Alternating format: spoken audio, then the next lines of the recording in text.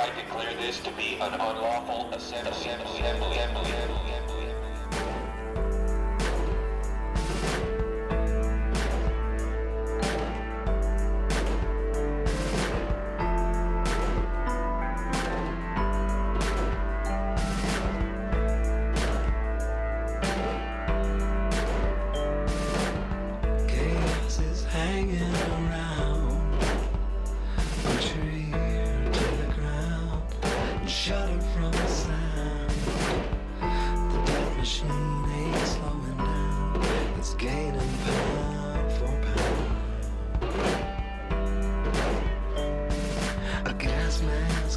In the summer of rage, they're building mass graves within the states. You and I, they'll vaccinate. They're preparing us for an all-out police state.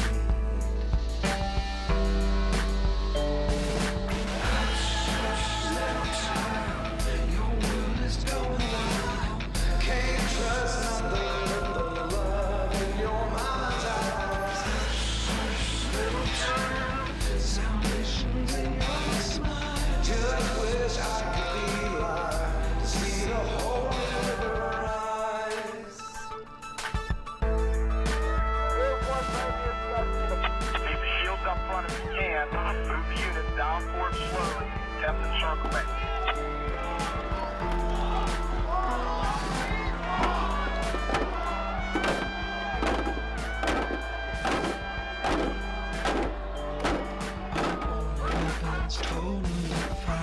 I need all info warriors. Got a love for all neighbors, gotta speak loud, they try to silence, withhold, they try Go to Pittsburgh now with video cameras. your world is going wild. Can't trust nothing but the love in your mama's eyes. Salvation's in your smile. Just wish I could be alive to see that whole river rise. The Republic is falling right now.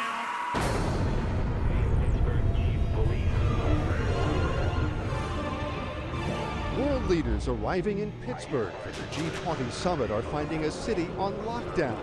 The next moment, my eardrums were blasting, and as that happened, I basically turned around, saw about 40 riot police assisted by military. They're closing in. Run! Get out! I told you! You must leave immediately. This was the talk of the town in Hardin on Thursday. Mercedes decked out in the City of Hardin Police Department decals and driven by American Police Force members. We're not disclosing the name of our parent company. We know the guy that owns the company, but we've never seen this name before. Excuse me, you just dropped a bomb on us. This is Red Dawn. Foreign mercenary group admitted driving around doing police work with Hardin Police next to their American Police Force logos. This is insane.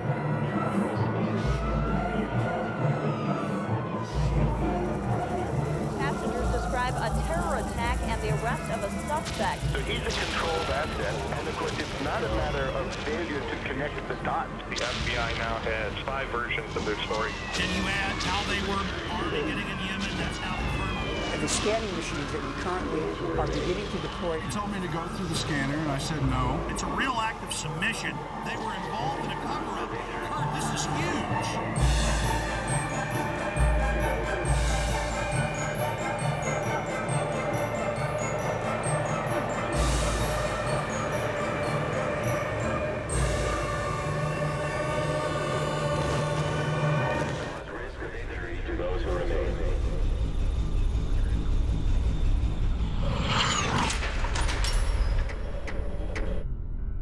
The Federal Emergency Management Agency coordinates the federal government's role in preparing for, preventing, mitigating the effects of, responding to, and recovering from all domestic disasters, whether natural or man-made, including acts of terror.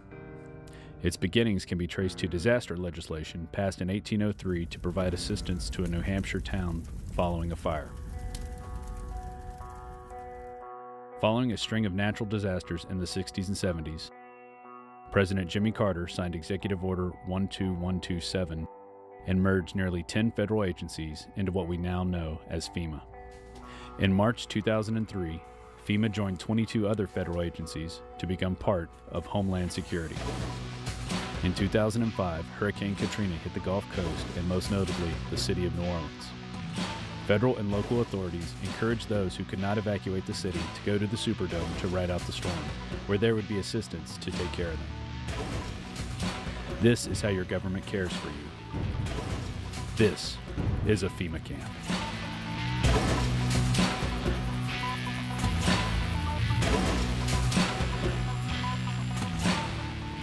And that's all we're hearing about are the people in New Orleans. Those are the only ones that we're seeing on television are the scumbags who were left in New Orleans or who decided to stay in New Orleans, and they're getting all of the attention.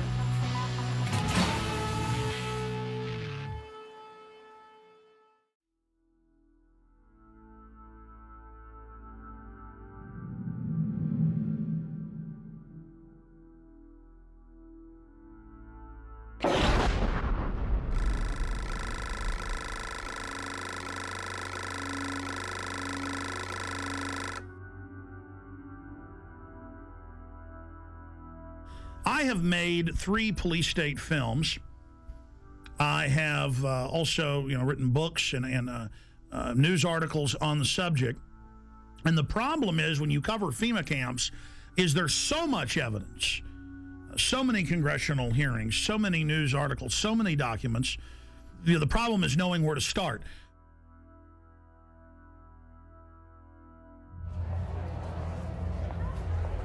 Executive orders. This is how they introduce you. See, they're introducing it all. They've denied they're building all this for all these decades. Now as they unveil it, they're putting their PR spin on it. So Executive Order 10,990 allows the government to take over all modes of transportation and control of highways and seaports. That's been reaffirmed under PDD 51, under the John Warner Defense Authorization Act and others. Executive Order 10,995 allows the government to seize and control the communication media. Executive Order 10,997 allows the government to take over all electrical power, gas, petroleum, fuels, and minerals. Executive Order 10,998 allows the government to seize all means of transportation, including personal cars, trucks, and vehicles of any kind, and total control over all highways, seaports, and waterways. Executive Order 10999 allows the government to take over all food resources and farms. Executive Order 11,000 allows the government to mobilize civilians into work brigades under government supervision. Executive Order 11,001 allows the government to take over all health, education, welfare functions. What's happening through the imploded economy that the foreign central banks are engineering? So they make you be beholden to the government. Designates the Postmaster General to operate a national registration of all persons. That goes on through the Selective Service. Executive Order 11003 allows the government to take over all airports, aircraft, including commercial aircraft. Remember when they shut down all flights after 9/11? Executive Order 11004 allows the Housing and Finance Authority to relocate communities, build new housing with public funds, designate areas to be abandoned, and establish new locations for populations. Remember Louisiana, Mississippi, Katrina? Brownie, you're doing a heck of a job. The FEMA director is working 24 hours. Executive Order 11005 allows the government to take over all railroads, inland waterways, and public storage facilities. Executive Order 11,051 specifies the responsibility of the Office of Emergency Planning and gives authorization to put all executive orders into effect in times of increased international tensions and economic or financial crises. Executive Order 11,310 grants authority to the Department of Justice to enforce the plans set out in executive orders, to institute industrial support, to establish judicial and legislative liaison, to control all aliens, to operate penal and correctional institutions, and to advise and assist the president. So that's your FEMA camps. Executive Order 11,049 assigns emergency preparedness functions to federal departments and agencies, consolidating 21 operational executive orders issued at 15-year period. Executive Order 11,921 allows the Federal Emergency Preparedness Agency to develop plans to establish control over the mechanisms of production and distribution of energy sources, wage salaries, credit, and the flow of money in U.S. financial institution. In any undefined national emergency, it also provides that when a state of emergency is declared by the President, Congress cannot review the action for 6 months. PDD 51 says never.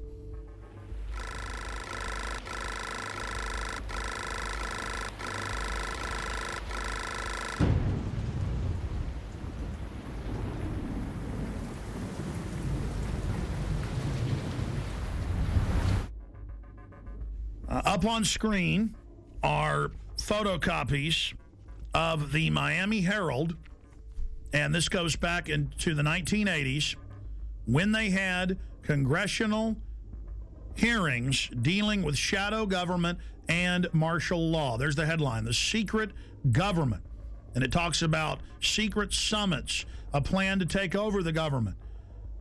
And it shows the people that were in charge of the continuity of government, Dick Cheney and others. And then we have a congressional hearing where we have Congressman Jack Brooks and others during Iran-Contra bringing up the secret plans, and they're told by Congressman in a way that can't be discussed. It's a national security issue. In the 1980s, the concentration camp program got a big boost. Colonel North, in your work at the NSC, were you not assigned at one time to work on plans for the continuity of government in the event of a major disaster? Mr. Chairman. I believe that question touches upon a highly sensitive and classified area, so may I request that you not touch upon that, sir. I was particularly concerned, Mr. Chairman, because I read in Miami papers and several others that there had been a plan developed by that same agency, a contingency plan in the event of emergency that would suspend the American Constitution. And I was deeply concerned about it and wondered if that was the area in which he had worked. I believe that it was. May I most respectfully request that that matter not be touched upon at this stage. If we wish to get into this, I'm certain arrangements can be made for an executive session. And tragically, the only member who got close was Jack Brooks, and he was stopped by the chairman. But the truth of the matter is that, yes, you do have those standby provisions, and the plans are there, and the statutory emergency plans are there, whereby you could, in the name of stopping terrorism, apprehend, invoke the military, and arrest Americans and hold them in detention camps. Throughout history, criminals get control of governments. They use phony crises to enslave the public. And they're taking your pension funds, they're taking your money, they're raising the taxes on you, they are going to squeeze the daylights out of us all, and that's why they're geared up for martial law and to take the media over, because this is quite a gamble by the establishment. You know, we should have grand juries indicting the bankers and having them turn states' evidence against each other, and this whole criminal shadow government, national security state should be exposed. Everything it's engineered, and bring in total tyranny and start arresting people for their speech. So it either goes into tyranny or into liberty. And believe me, folks, liberty is probably where it's going, because this tyranny is so horrible they've got planned.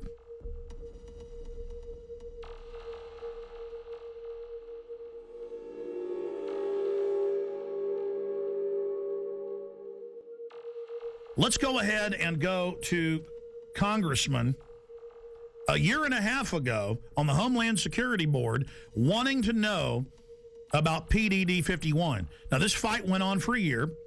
The cover sheet of Presidential Decision Directive 51 stated the president's a dictator. Congress has no power during any emergency, including economic. So now Congress isn't involved in continuity of government when Congress is co-equal to the president and the courts.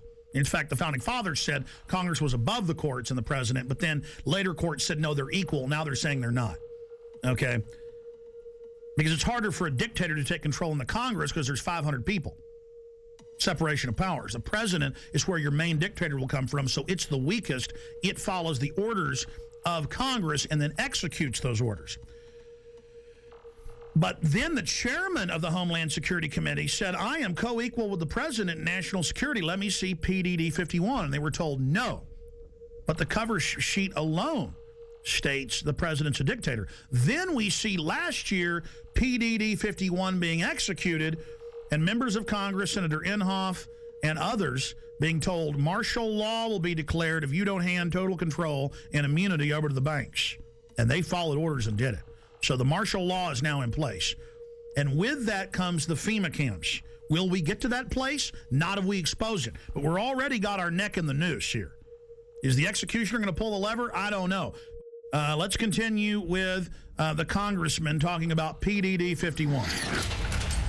Most Americans would agree that it would be prudent to have a plan to provide for the continuity of government and the rule of law in case of a devastating terrorist attack or natural disaster. A plan that provide for the cooperation, the coordination, and continued functioning of all three branches of the government. The Bush administration tells us they have such a plan.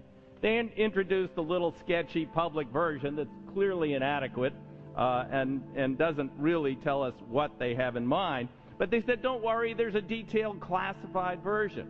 But now they've denied the entire Homeland Security Committee of the United States House of Representatives access to their so-called detailed plan to provide for continuity of government. They say, trust us.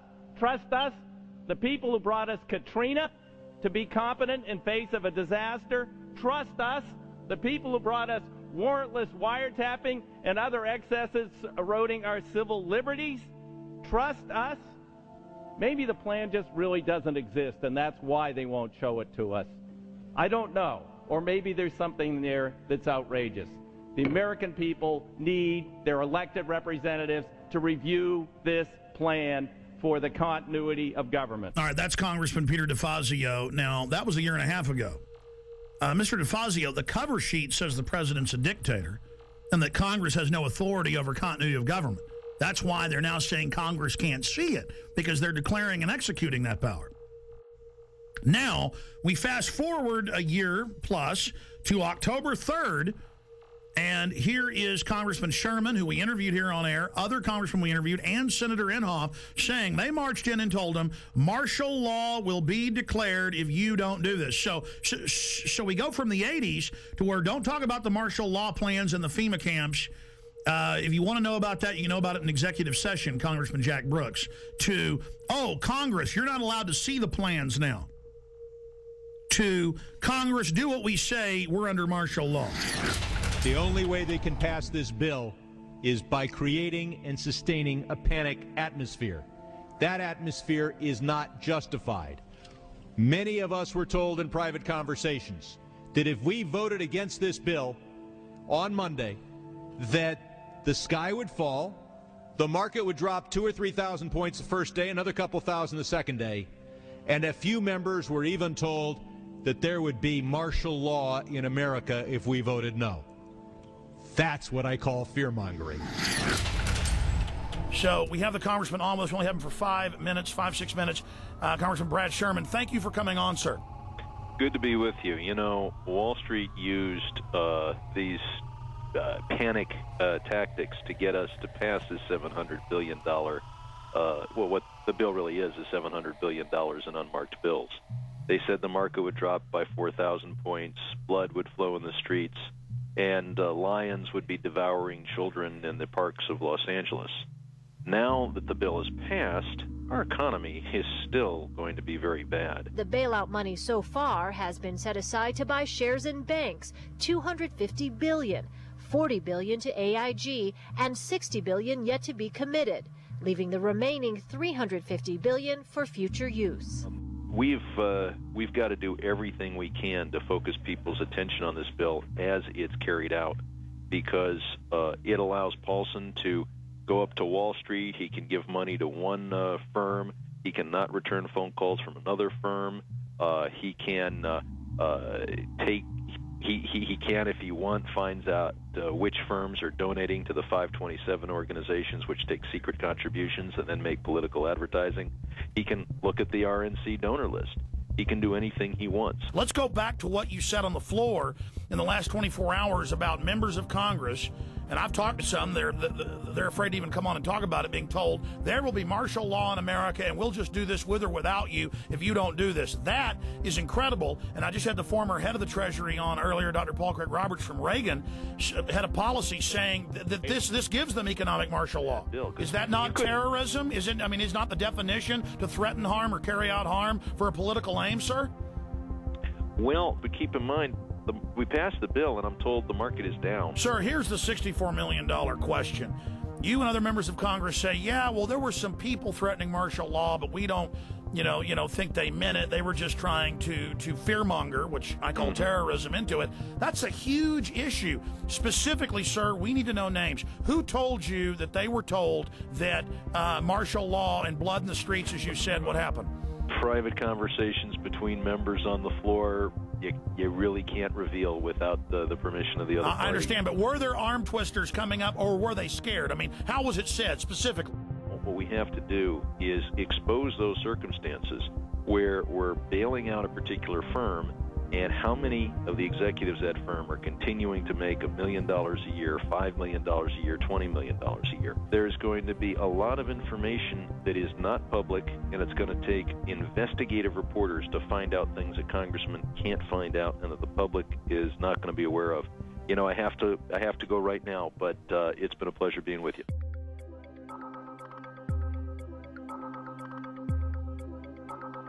Somebody in D.C. was feeding you guys quite a story prior to the bailout, a story that if we didn't do this, we were going to see something on the scale of the Depression. There were people that were talking about, martial law being instituted, civil unrest, all this kind of stuff. Who was feeding you this information? That's Henry Paulson. We had a conference call early on. It was on a Friday, I think a week and a half before the vote on October 1st. So it would have been the middle, what was it, 19th of September, okay. We had a conference call. In this conference call, and I guess there's no reason for me not to repeat what he said, but he painted this picture you just described. He said, this is serious. This is the most serious thing that we face. It's going to be far worse than the Great Depression of the 30s. And all these things, he was very descriptive of exactly what would happen if we didn't buy out these toxic assets, okay. Which he abandoned the day after he got the money.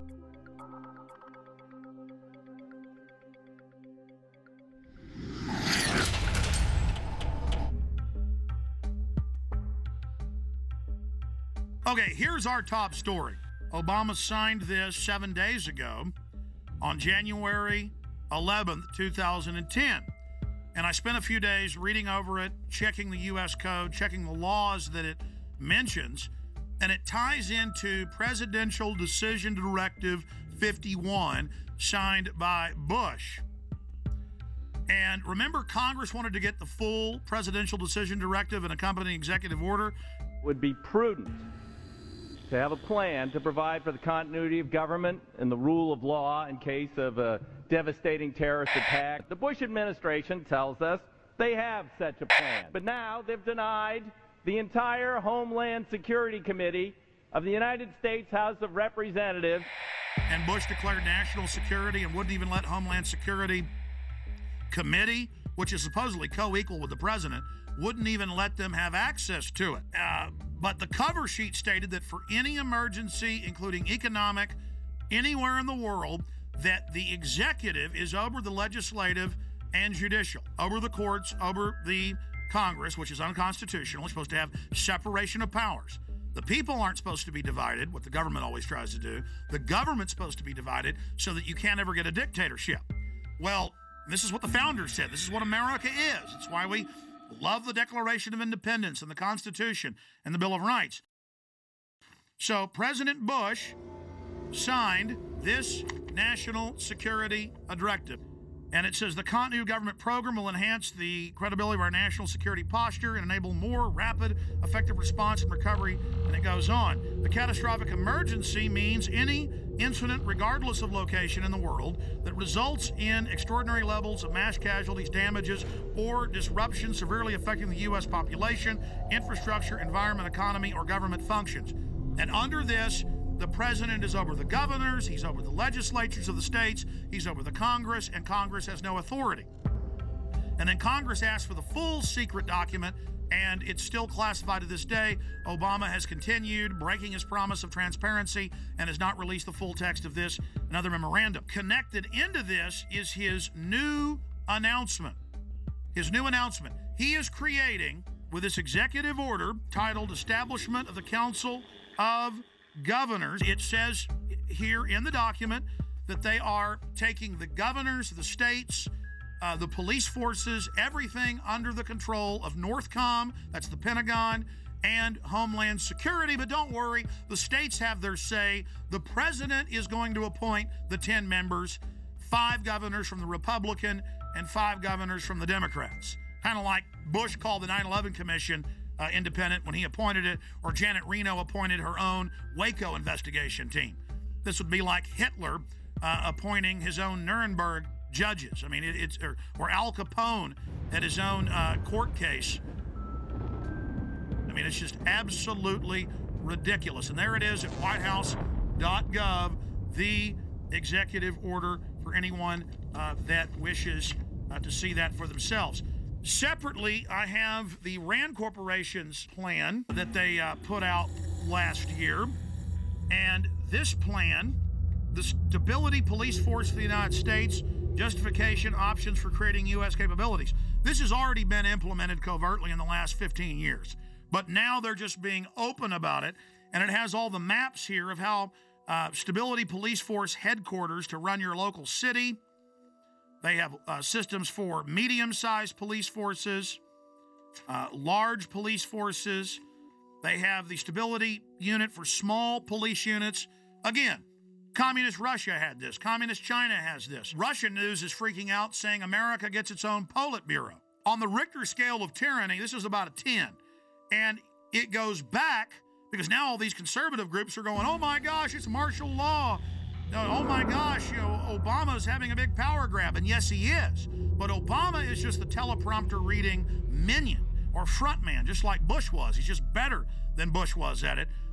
It is the system that's doing this. Big central banks threatened martial law in early October of 2008. Give the trillions, not 700 billion, but trillions of dollars. The overriding issue is we are under martial law right now. In 1986, under Rex 84, they opened 12 secret Army camps to test if they could keep them secret while they held federal. Now they hold state prisoners as well.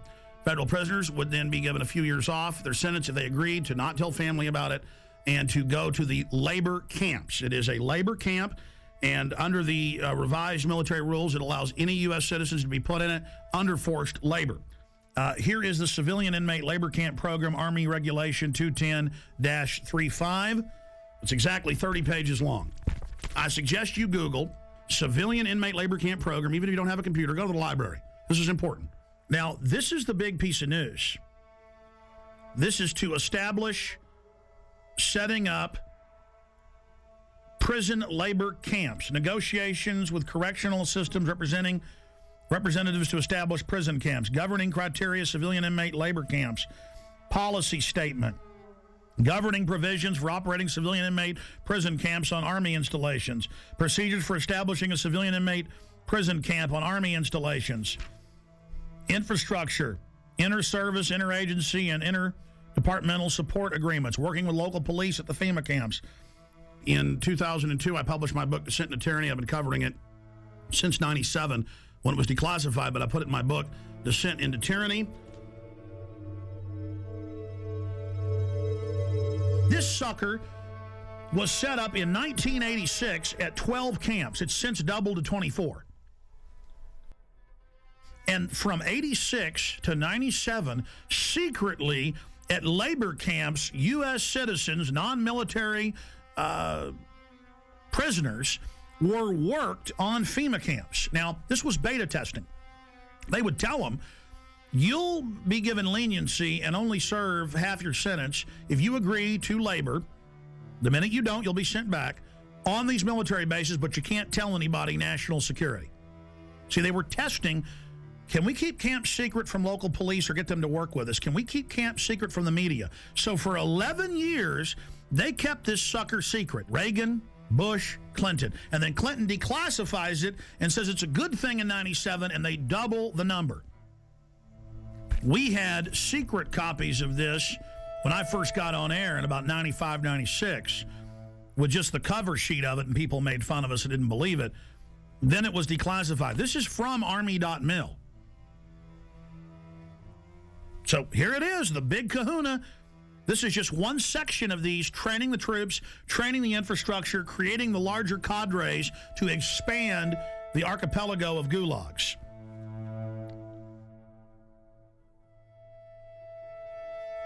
New legislation authorizes FEMA camps in the United States. and it says 6 major camps across the country with hundreds of sub-region camps. Now, if you watch my films and read the documents we put out, that's exactly what we said the camps are and how they operate, because we reverse engineered all this. The camps are already built. It's when they want to openly announce they're doing it that they then pass a law. And they say, oh, all these shut down military bases that they've been keeping refurbished and putting barbed wire facing in and putting in showers and bunks, and we knew that those were to be the FEMA camps, because in the FEMA documents and the congressional leaks and from people that worked at the camps, we knew, and we would list the camps. Then we noticed when it was declassified in 97 that the very camps that had been, quote, decommissioned under the base closure, because they'd said back in the 80s under Rex 84 they were going to use the camps in Congress. So we said, you want to know where the camps are? They're old military bases, and they're old POW camps from Italians, Germans, and Japanese. Guess what's in here? Guess what's in the bill? They've reintroduced the National Compulsory Service under H.R. 1444. It says for mandatory national service. Defense Department announces civilian expeditionary workforce in Pentagon Directive 1404.10. It says management retains the authority to direct and assign civilian employees either voluntarily or involuntarily or on an unexpected basis to accomplish DOD mission. So see, they're saying they're going to create a 7 million man. That was in the New York Times. The Congress said. I kept saying 1 million because Obama said as big as our army, as big as the military. That'd be 1 million people.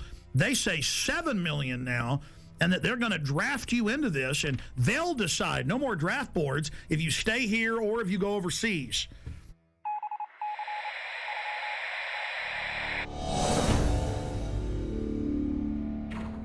But this just broke. I just showed you the earlier terror training manual saying those that talk about the Constitution are terrorists and are a danger to police, those that are in Second Amendment groups. Here is the MIAC strategic report, and this is 2/2009, the modern militia movement. And they mix in here people that believe there's 9 FEMA regions, people that believe there's a NAPTA superhighway, and they show the official NAPTA superhighway map the government put out. Doesn't exist. Those that don't want RFID chips being planted with them, and they mix it in then with white supremacists and others, and they say, we want you to understand the terrorist symbols. It's don't tread on me flag of the Founding Fathers. You know, the flag of the Founding Fathers, all of it. We're going to go over this. This is amazing. They say in there that there is, no such thing as a New World Order banking takeover, as hundreds of newspapers a day say there will be a new bank of the world that you pay carbon taxes to. It just doesn't exist. You're insane terrorist if you believe it. I remember my grandfathers, and it was normal just when you were at the dinner table, or even my dad, to explain how governments work and how history worked, and they taught the military. You don't have the military on the streets, and we're here to defend the Constitution, Bill of Rights, not what the president says if it violates that. And we've gone from that now to a strategic report, 2/2009, the modern militia movement. And then they mix gun owner groups, pro-gun groups in with white supremacists. They say those that believe in a new world order. These theories vary, but most always involve a globalist dictatorship. They show, and I'm putting on screen right now, official North American Union SPP maps that have been on CNN of how they're going to have every major highway be an international toll road from Mexico up into the deep north of Canada. And they just say it doesn't exist. These people are insane. I mean, this is a high level of psyop, isn't it, Gerald Celente? Well, that's the way they always do things. They lump them all together, and it's one size fits all. I have a question. Do you believe that the military will fire on its people? They're going to stage riots, and then it's going to look like, oh, they stopped the riots. It's reasonable to set the precedent. Like, oh, we do have FEMA camps for medical care and where you can stay. The troops are here to help at car wrecks. That's how they're rolling it out. And I believe that, I think the way they're going to manipulate the military, I think a lot of them are going to fire on U.S. citizens. Because that's a question we're going to pose in the Trends Journal in the next edition. And I happen to agree with you They'll stage riots. We always see these people that they call anarchists that always have black, always have dressed in black and have masks on. They've been caught being police sorry, go ahead. No, exactly. No, I agree with you. And I think that they are going to fire on the people, unfortunately. No, don't shoot me, please! Don't shoot me! I haven't done anything! Don't shoot! In this training manual that's going out to police everywhere in the country, it has a "Don't Tread on Me" flag. It shows America, freedom to fascism, and the film Zeitgeist in it. We just showed that, and shows it next to the Turner Diaries, which was a white supremacist thing about killing police. So see how they do guilt by association. I mean, this is just off the charts, and this was sent to me by the Missouri Information Analyst Center. A police officer sent it to me. That's where they got it from. And I've seen these in Texas versions and others. It's the same thing, but they're updating it. I mean, how do they say none of this exists and then mix in mainstream things that are happening with white supremacists and tell police that people are dangerous if they're into this? You're watching Police State 4, The Rise of FEMA. I wanted to take a little break out to explain the history of the Police State documentary films. In 1999, in 2000 and 2001, I made the seminal Police State films that were a viral success on the web and on VHS and DVD. Fast forward 8 years later, it's all come true. Not because I have a crystal ball, but because I'm looking at government documents, I'm looking at the facts, I'm looking at their own white papers. If we can expose the FEMA camps and the executive orders and the shadow government, their system will fail. I've made the film, Police State 4. It's now up to you to get it out to everyone you know. And yes, we need your support. We offer and promote the fact that they're free on YouTube, Google, and thousands of other video sites. We put them out for free. But we do ask you to give us the seed money, the support to run our websites, to do the syndicated radio show, and to make future films. So if you want this documentary in the best quality available and to have the expanded extras, please visit Infowars.com and purchase Police State 4, The Rise of FEMA. You can call toll-free, 888-253-3139. You can visit Infowars.com or PrisonPlanet.com. If it hasn't been blocked in your country yet, many have. You can also write to us at Infowars, P.O. Box 19549, Austin, Texas 78760. PrisonPlanet.tv is a better tool than ever in the info war. Over 6 years of my radio and TV shows, all my films in super high quality, my book, Paul Watson's book, all there, 15 cents a day.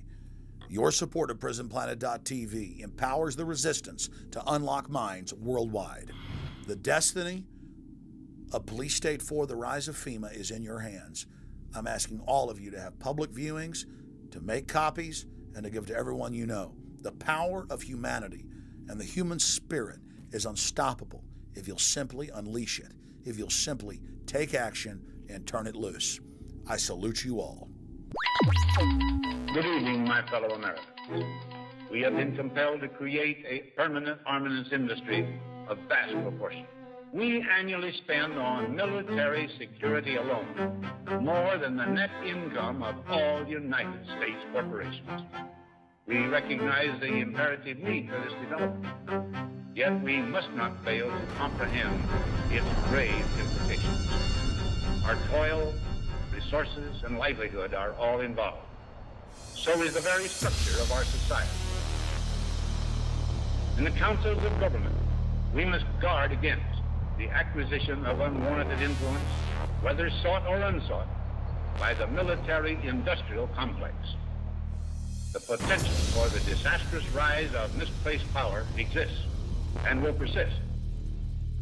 We must never let the weight of this combination endanger our liberties or democratic processes. Only an alert and knowledgeable citizen can compel the proper meshing of the huge industrial and military machinery of defense, the prospect of domination of the nation's scholars by federal employment, project allocations, and the power of money is ever present and is gravely to be regarded.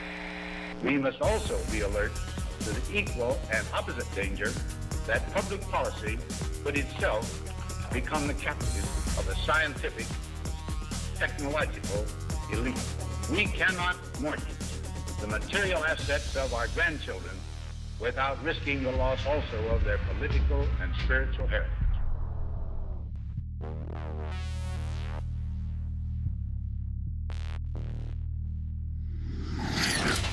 Well, I think terrorism is being practiced on the residents of the city of Oakland because many of the retired teachers, retired military people have informed me that they understand what's going on, and it's not anything that relates to humanitarian training whatsoever.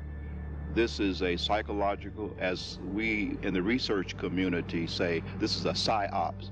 They're preparing people for what is coming, not what is being presented today. So you're saying they're preparing people to accept it with incrementalism? That is correct. Like the old frog example. You know, you put the frog in the water and you just gradually continue to raise the heat on the water until the frog is cooked.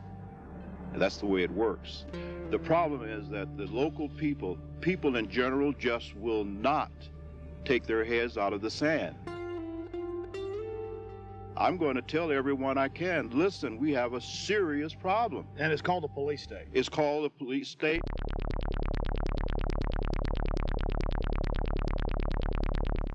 Let's go ahead and get to this. I mean, you want to see, you know, what goes with FEMA camps like a horse and carriage. Troops, militarized police, training with the Army to take over your cities and towns. Let's go ahead and play this YouTube clip, Martial Law is Coming, from News 7 at 11. The scenario was a fake, but the pepper spray and billy clubs used to break up this riot were definitely real.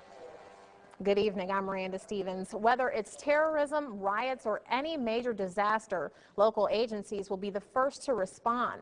That's why Roanoke City wants its disaster training to be as real as possible. Jeremy Butterfield has more.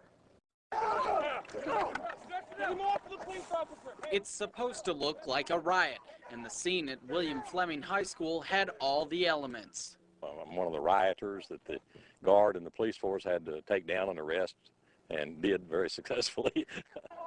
In this scenario, everyone has a role to play. The rioters were ready to fight back as Roanoke Police, Roanoke Fire, local National Guard troops, and members of the Virginia Defense Force secured perimeters and moved in to make the arrests. Prior to 9/11, these organizations couldn't communicate and did not work together. They worked to support each other, but not together. And with the recent events of the last 3 to 5 years, we've become very good at working together, which is very important.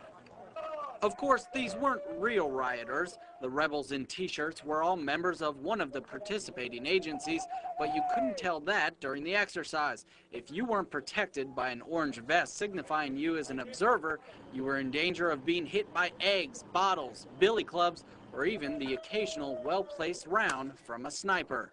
We try to make this very real, give a real feel to it. We had the fire department provided some live burning out here, so we had smoke, flames, objects being thrown, a lot of chaos. There's going to be a lot of chaos in a civil disturbance situation, and that's what we want to try to incorporate as much as possible. Teamwork plays a major role. Mountain Police had to coordinate with the fire department, while National Guard troops marched in formation toward the rioters. Without cooperation throughout all the agencies, the rioters would have quickly taken control. I think everybody learned a little bit. Mistakes are made, but we'd rather make those mistakes here than in a real situation. This was the 4th year the agencies have participated in this drill, and organizers say the old adage, practice makes perfect, certainly holds true in the face of disaster. And then, see, you talk about this, and mainstream writes articles about me like I'm crazy, making up troops and troop deployments when it's the Army Times, the Army War College, hundreds of newspapers have announced it, and then I say, hey, that's tyranny, and they go, shut up, Jones, doesn't exist. InfoWars story on illegal Tennessee checkpoint prompts action by governor. Friday, listeners pointed out local news saying the Army was going to be out, regular Army running checkpoints, searching citizens with police. The governor got called, our listeners called.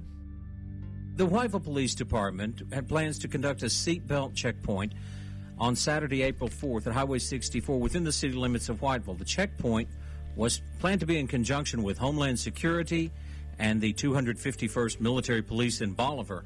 After learning about this, I contacted Representative Johnny Shaw, who represents that area, ask you about this. Representative Shaw, you looked into this, and can you tell me what you've learned and where this stands now? I can. Actually, this has been canceled. Some calls were made to the governor's office about this on earlier today, this Friday, and of course the governor just simply said, I don't need another headache.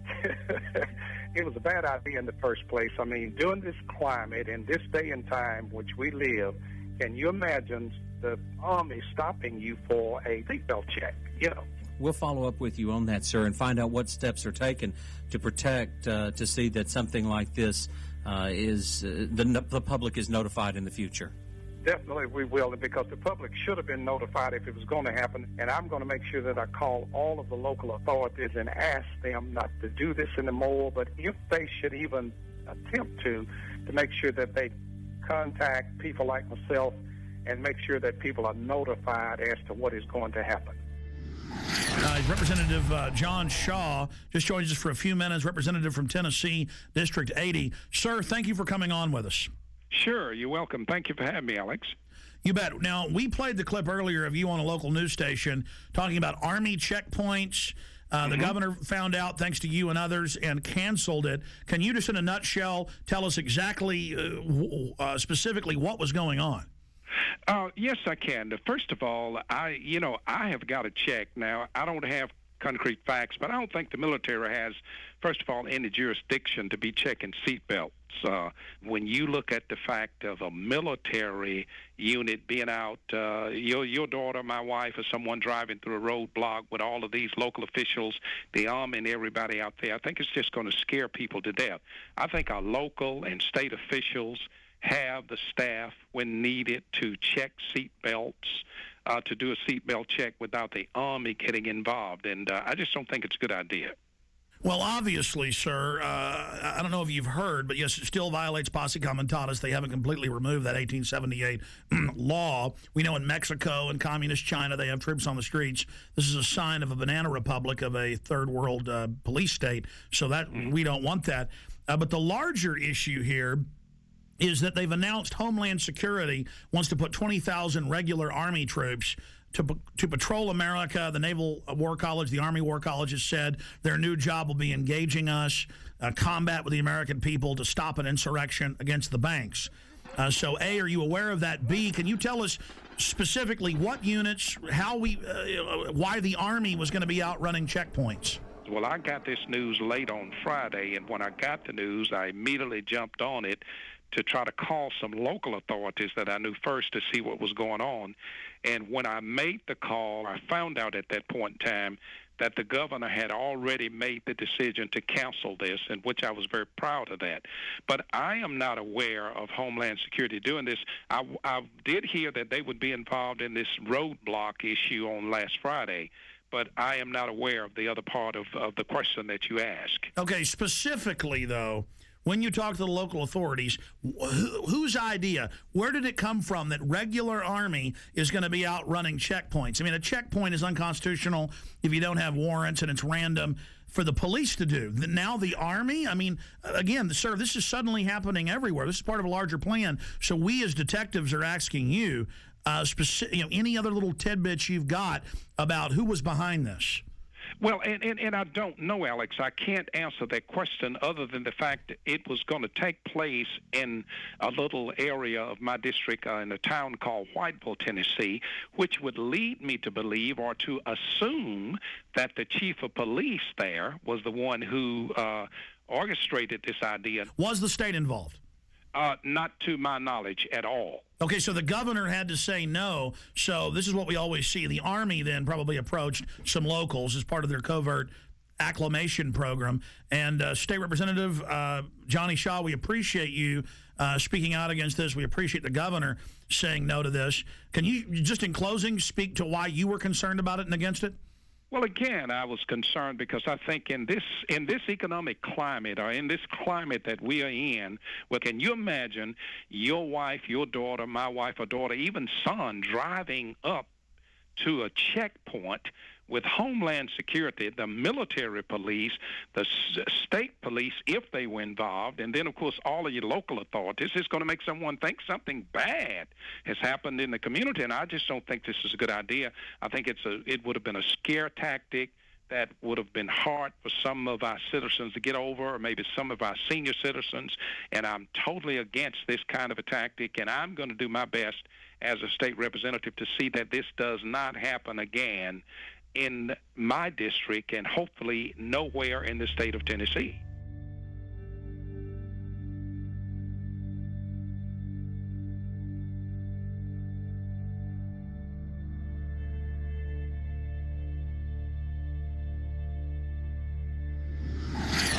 Now, this is being done to acclimate the public so they don't panic when troops take over the city hall, the county, the state.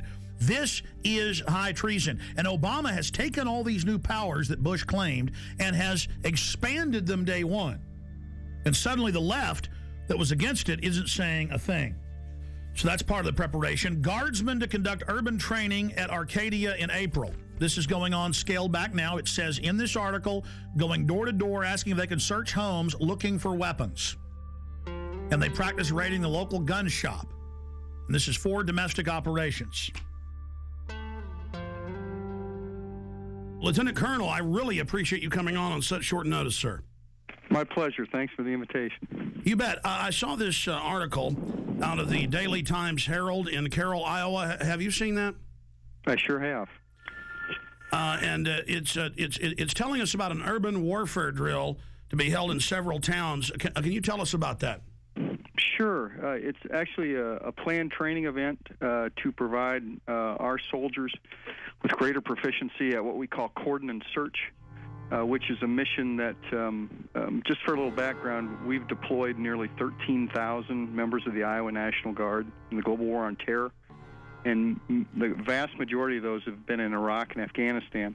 And one of the missions that they perform in Iraq and Afghanistan on multiple occasions is cordon and search, where basically you are trying to get to an area, cordon it off to make sure everything's safe, and then actually search for caches of weapons or other kinds of contraband which could harm American forces and other like Fallujah, what we saw in Correct. Fallujah. Mm-hmm. Correct. Exactly. So because of where we're located in Iowa, there are no active duty bases in Iowa, so we kind of have to create our own urban training environments. So the plan on this particular training event was to actually use a small town of about 450 people. The town has actually kind of adopted the unit, which is called Company A, 1st Battalion, 168th Infantry, and they were more than willing to participate in the exercise.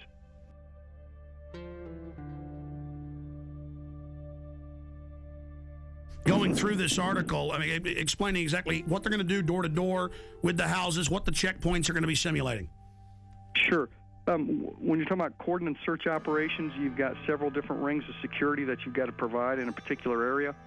And then it's important that people are treated respectfully as you go house to house, as you're looking for certain items, particularly in our experience in Afghanistan and Iraq, looking for weapon caches, whether those have AK-47s, RPGs, rocket-propelled grenades, that is, any kind of ammunition or any kind of improvised explosive devices, et cetera, et cetera. And our job when we go on a cordon search is to locate those kinds of items. And then there might also be persons of interest that we're interested in that coalition forces want to talk to or apprehend. Well, let's just boil it down to this. I have video of Army and Marines with role players screaming, "I'm an American, please don't put me in the camp," and the military training to confiscate their firearms. I mean, certainly you've heard the Army Times and the new directive from Secretary of Defense Robert Gates that they will use the National Guard under federal control for civil insurrection. Are you saying you're not aware of that? No, I'm certainly aware of that, absolutely. But I think you have to look at the role of the National Guard historically. Is that historically we are used in states for disasters overwhelmingly. And our job is to, number one, be ready for our mission federally, which is to go to war. And number two is to help our fellow citizens here in the United States of America. Those But are the Army things that we prepare for and train for. The Army War College 3 weeks ago issued a report saying they're shifting a lot of their focus to engaging the American people and directives on engagement with the American people under NORTHCOM. Well, you got to remember that the National Guard, 99% of the time, if you're talking about peacetime, belongs to the state in which they are located. Only on occasion do they become federalized. One of those examples, of course, is being mobilized and deployed to go to war or peacekeeping or other kinds of federalized missions. But other than that, the National Guard generally in peacetime belongs to the governor of that state. Well, you're pretty informed on all these issues. Obviously, you're right in the middle of it. Did you hear about the mainstream news articles about Marines in California and other places helping at DWI checkpoints with citizens? Would that violate posse comitatus? I'm not aware of that. With respect to active duty military, that's called Title 10 when you're on active duty, and they're not allowed to participate in certain kinds of operations under the Posse Comitatus Act. Does that sound like freedom to you all over the country to have the National Guard at big events like at the Kentucky Derby and the Super Bowl searching bags? Well, I think if you're talking about keeping Americans safe, it's our job to do whatever we can to help them with that. And if our job happens to be to detect weapons of mass destruction or other kinds of things that could harm a great deal of people, that's what we do. Now, here's your Pentagon Channel report. The Kentucky National Guard was part of the massive security force required for this weekend's Kentucky Derby. Officials say that 360 Guard members were on hand at Churchill Downs to help support law enforcement efforts for the first leg of horse racing's Triple Crown. Now, the troops took care of crowd and traffic control, provided 3 choppers and crews for aviation support. Officials at the track said that more than 150,000 fans turned out for the race. Police only had to make 44 arrests. International media, government staffers, and protesters. Thousands of them, all waiting for the G20 summit to begin. World leaders arriving in Pittsburgh for the G20 summit are finding a city on lockdown and already hit by violence. By order of the City of Pittsburgh Chief Police, I hereby declare this to be an unlawful assembly. I order all those assembled to immediately disperse. The G20 basically represent the largest nations which participate in the Western banking cartel, which I feel is behind a lot of the pain, anguish, and misery that exists in our world today. They would like to come up with one central bank for the world to replace the dollar standard, and also have international regulation, a massive expansion of the WTO regulations into the financial markets. You must leave the immediate vicinity. If you remain in this immediate vicinity, you will be in violation of the Pennsylvania Crimes Code, no matter what your purpose is. It's hard that it's setting up as like a us versus them when we're all in the same class. We're in it together, and they're protecting the interests of the world's billionaires. Anytime I've been on a march or anytime I've been arrested, it has been peaceful on our side. It's the state are the ones that cause the violence. You must leave. If you do not disperse, you may be arrested and or subject to other police action.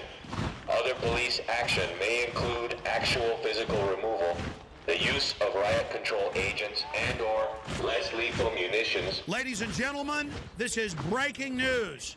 Do you know why my crew is not live with us right now, why they were out of contact? They are under sustained LRAD sound cannon attack. They rolled these out at tea parties in California and other places. First time I saw them was 2004 in New York. They have the National Guard engaging American citizens right now with deadly acoustic weapons that damage the middle ear. This is happening right now in Pittsburgh, Pennsylvania, while the G20 in mainstream news is getting rid of the dollar, bringing in world government against everybody right now. Listen, this is such a police state there that they tried to talk to the military and talk to a spokesman last night. Defense Link put a press release out, and they said, no, we're not going to talk to you, get out of here. Then they got their license number, had the police pose as Alamo rental car people from the county there, Allegheny County in Pennsylvania. They called them and said, your car's got no brakes, bring it in. And they said, well, we're in the cordon at G20, we're news reporters, we can't get out till tomorrow. And they said, well, that's fine, because I'm a police officer with the Army and FBI, and you've all been put on terror list, and your life's over, boy, and we know you're a terrorist, and you were sneaking around the military base and ran. All lies. Thank you very much. Okay, so I just went over. They're going to have a guy come out and talk to us, or they said they'll get us a number to contact. I think he said the PAO. This is probably him right here. every 30 seconds, saying disperse, disperse. We've got them. Let's go to live now. Here they are from Pittsburgh. G20 under attack. Yeah, we're on 33rd and Liberty, and we just passed they had the street blocked off, and they were using the sonic weapon on us. They were using it to broadcast, and then they would ramp up the signal for a brief second to let them know that they could, blow some eardrums out. It got pretty loud. I hereby declare this to be an unlawful assembly. I order all other police actual physical removal, the use of riot control. Everybody dispersed, though, when that started happening. The largest group, went through an alleyway. They're driving right past me right now. Get them on tape. With the guns. They had two of them. They were using them to broadcast messages in Spanish and English. That's the engine right now. You can hear it passing me. And there's a guy sitting on top. The police I'm seeing now are in full riot gear. Are they the police, though, wearing the National Guard bottoms? It looks like Border Patrol. I've seen Border Patrol here, too. They have the dark green Border Patrol uniforms. So federal police in the middle of Pennsylvania. I find it very ironic that it's happening on Liberty Avenue. Very ironic. Burmis, I want to be clear about this. They were shooting you guys with this. Douglas was saying it was hurting. What was this like? The decibel level was very, very high. One moment I was covering the front of the protest. The next moment my eardrums were blasting. And as that happened, I basically turned around, saw about 40 riot police assisted by military, and I ran up and I got all the footage I could. Every once in a while I'd have to take There you go, assisted by military. So this is the military attacking the American people, because in every news article I see, they're together. So that's key for the article Watson's doing. The military was with them. Yeah, absolutely. I mean, they were in military fatigues. SWAT is also here. I got a good shot of one of the military personnel who was on top of the Pittsburgh paddy wagon. Basically, most of the Humvees in the military were cordoning off at checkpoints on Main Street in the main city of Pittsburgh. They were in full military fatigues. I mean, these weren't just the pants. They were the tops. There's no doubt that there's military here, Alex. I approached them. I asked them what their mission was. What's the mission? You can't say. Sir, what would you have to say to critics that say this is a violation of posse comitatus? I'd say that you need to talk to my PAO. You know what posse comitatus is? No. No? Sure Separation of military and police? Be the first military guy to tell me what it is. I've asked about a dozen today. No, but nothing, right? And it was the standard boilerplate answer of, we're just following orders. We're just here to support law enforcement. That's all we know. We're here to protect United States citizens' rights to a peaceful protest. Unbelievable. Global leaders meeting openly in mainstream news to get rid of the dollar and bring in, quote, global governance. This is the end of our country, and the police and the military are acting like people that don't like it are pure scum and terrorists because the DHS has trained them to do that. Here come the anarchist staging. Here they come right now. They just grabbed the dumpster. They're flipping it over. Video it. I got it on tape right now. Oh, I don't want to put you in danger, Jason, but if you follow that stinking Fed, is it a big guy? It was 3 people, and of course they had masks on, Alex. Briefly, tell folks about last night. You guys pull up to the gate. You asked to talk to the public information officer. They called the police and lied and said that you were sneaking around. Yes, sir. How's it going? We were responding to a news story that the National Guard was going to be massed to go into Pittsburgh. And can we get a comment on that? Sorry, we can't make any comments, sir. Do you have a press guy we can talk to? Yeah. We then pulled off to the side of the road where they instructed us to. We waited around 15 or 20 minutes. A representative came back. Immediately, he was hostile towards us. He did not like our credentials. Hey, guys. Hey, good evening, sir. What's up? Look how you're doing. My name's Rob. Okay. We're out of Austin, Texas, Channel 10. Okay, can I see your credentials? We tried to get as much information as we could. He refused to answer our questions. So then Rob asked him for his information and where we could contact him tomorrow if we could get a word with him. He then gave it, and we left. Speech, freelance reporter? Yes, sir. Okay, so what are you looking for? Well, we're following up on a report that we got, and it's that we read. It said there's 2,500 troops that are going to be deployed into Pittsburgh for the G20 for security. Once again, do you have? I'd like to talk to your editor. I'm more than welcome to. I'm more than willing to do this. So you got somebody back at the station I can talk to? You guys have credentials for the G20? I can't. The middle of the night, you come here tomorrow. We'll see what we can accommodate you. we're not going to. I mean, we only got a few questions, man. Yeah, we just have like 4 questions. The answer is no. Not going to comment. No, I'm not. That's okay. We're going to deny the interview. If you get some credentials, you get some that I can work with, I'll do the interview. We didn't run away from anything. By the time that we had left, turned around, and exited the main military facility, there was another car parked on the other side of the road, waited for us to pass, followed us for an exit, then got off. And then we were shocked when Douglas got a call trying to entrap him and have us go return our rental car for quote-unquote 2 more free days.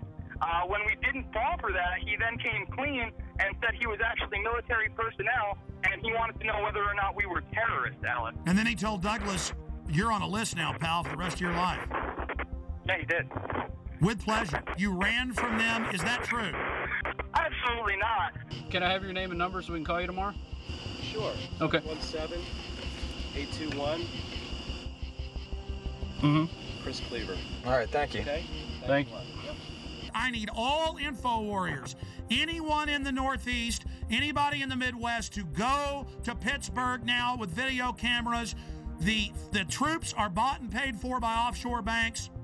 The Republic is falling right now. They are openly destroying our precious Republic right now. They are openly bringing in martial law. They have troops deploying in every major city. This is just another beta test. We need everybody to go to Pittsburgh who loves this country. Come with cameras, radio host. Everybody needs to get there and needs to expose these people. And we need people to follow the anarchists. They're going to go back to military installations. It's happened in every case. We proved it in Denver. We proved it in Ottawa. We proved it in Seattle. We proved it in London. We proved it in Genoa. We prove it every time. Got to go. Hey, hey. Ho, ho. Undercovers in the back have got to go. Hey, hey. Take me. Hey. Ho, ho. Undercovers in the back have got to go. I think it's funny to mock our first right? To think that's funny.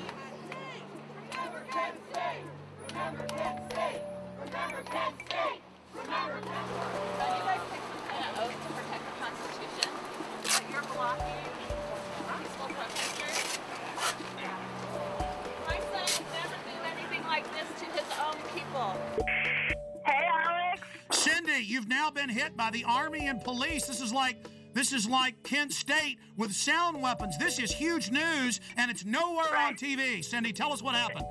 We're just trying to get to downtown so we can exercise our freedom of speech, Alex. And they're blocking peaceful protesters. We don't have any weapons. They're blocking us with the most disastrous, horrible weapons that they can think of. And so, yeah, it's just really awful down here.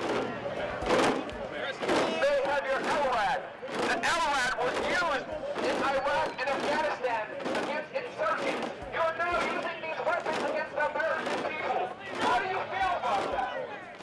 This is all about training you that you're not supposed to protest and demonstrate. That's why the police pose as anarchists in every case. They've been caught over and over again. This is how the Republic falls, with the stormtroopers in the streets and the world leaders coming to our country to sell it out and the mainstream news reporting it. You guys are hurting your own people. I order all those assembled to immediately disperse.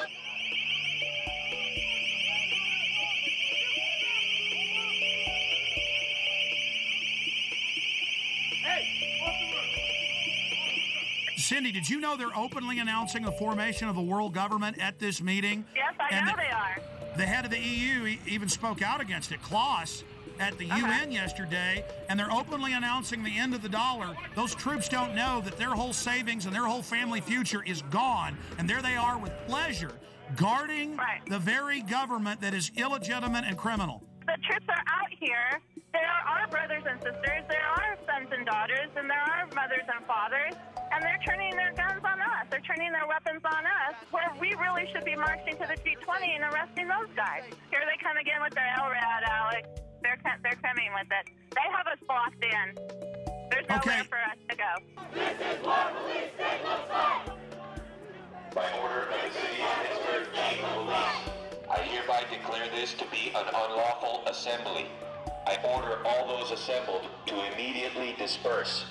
You must leave the immediate vicinity. If you remain in this immediate vicinity, you will be Burmis. Yes, sir. Did you say that the protesters are turned around because they're blocked in? Yes, they are blocked in. Run! Get out! I told you! Go down the side street, get the hell out of there, they're gonna get you! Get out of there right now! By order of the chief of police, clear this area, or you are subject to arrest. Jason, are you there?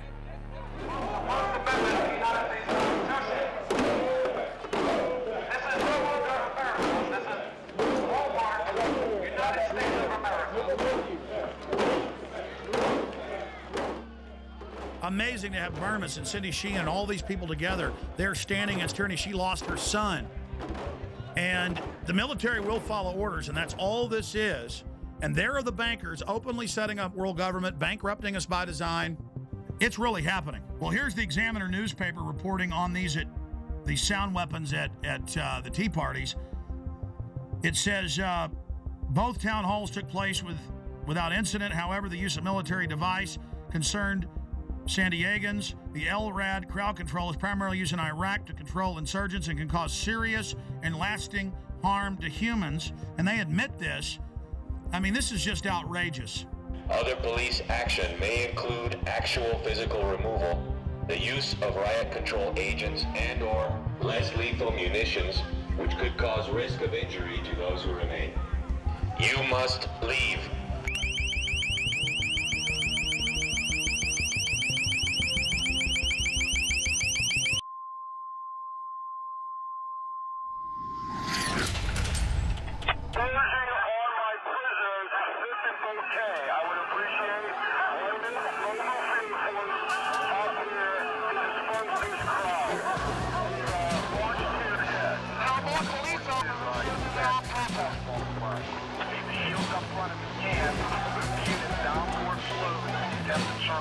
We have youth coming up through the park, pushing towards the park.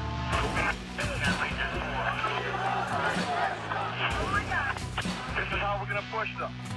After we get the encirclement, we're going to push them down forward, back towards Chemley Drive Extension.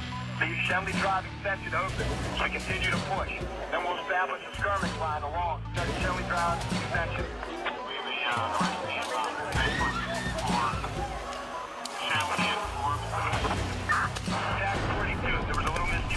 On my order, but now we're attempting a encirclement in the park. And the police began to charge following the initiation of a tactic they called kettling. So called as to reflect the purpose of a kettle, to hold in water and heat it until it attempts to boil over. They're closing in. Get out of there. They're going to arrest everybody. And the police, he said, at the last thing, were coming from 3 ways, blocking them in. That's what they do. They corner you and then attack. Stand by for gas deployment. We're setting that up along Melville. Any units, we have 5th Avenue covered. Unit 30, I'd like to express my professional regard to everyone. They did an excellent job. Guys, just remember that's a young girl right there. And all the operations G20. Now, let's go ahead and go over these articles. Brigade Homeland Tour starts October 1st. 3rd Infantry's 1st BCT trains for new dwell time mission. Helping people at home may become a permanent part of active Army. And then you read this, the Washington Post reported it, everybody else did. It says, for riot control and civil unrest during a collapse of society. Then the Army War College came out a month later and said, yes, we're preparing to engage the American people. So there's that going on. So they have to have troops to take you to the FEMA camps. Washington Post, 20,000 more U.S. troops to be deployed for domestic security. They then expanded and said it won't be 4,000 troops, it'll be 20,000. Now they're saying, oh, it'll be 40,000 regular Army troops. The very troops that were in Baghdad doing gun confiscation, the very best troops they've got. Here's another one. Marines admit security force to operate inside U.S. This directly from the Marine Corps' own website. And they did it with role players, practicing confiscating people's guns. Here's another one. Unit learns skills to fight different enemy. And this is out of the American Force Press Service. See, this is all part of acclimation. And then in a 4-state area, in the Midwest a few months ago, there was a report about the Army suddenly locking down parts of cities and doing, and then the disgraced Governor Blagojevich announced about 5 months ago, before he had that big scandal, and we played the newscast here where he said we're going to have the Army go door to door confiscating guns in Illinois. And then we have the first time the Army got called into New Orleans, going to the high and dry areas with the police and FBI. All the weapons will be taken. No one will be allowed to be armed. And then putting people in handcuffs that had guns, taking their guns. Today in New Orleans, they got a lot tougher on the holdouts. Police department, anyone home? Not only the flooded areas, but New Orleans' driest and wealthiest neighborhoods, too. Police department! The police and National Guard going street by street, house to house. We need to make sure, too, that whenever we knock on doors, people refuse to leave. We need to make note, call it in. They say there are no orders to use force, just strong persuasion, sometimes entering open houses with guns drawn, and instructions to disarm anyone inside. You say guns will be taken? No one will be able to be armed. We will take all weapons. That happened today in this wealthy neighborhood where homeowners had armed themselves to protect their mansions. Residents were handcuffed on the ground. In the end, police took their weapons but let them stay in their homes. They were a little bit threatened because our weapons were bigger than their weapons. For many of the police and guard troops, it is an uncomfortable job to do this in an American city. This guard unit occupied a church, using it as a base camp. They had to leave a note because they could not get hold of the pastor to get permission. It is surreal. Yeah, you never expect to do this in your own country.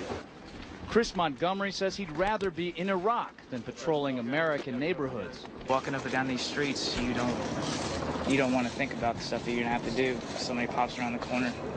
I mean, shoot in America. Yeah. I mean, that's on record. That happened. This is what they're training for. This is what they do the first chance they get. Stop living in denial. Attention, attention, attention. American forces are here to help. Remain calm. We will not tolerate civil disobedience.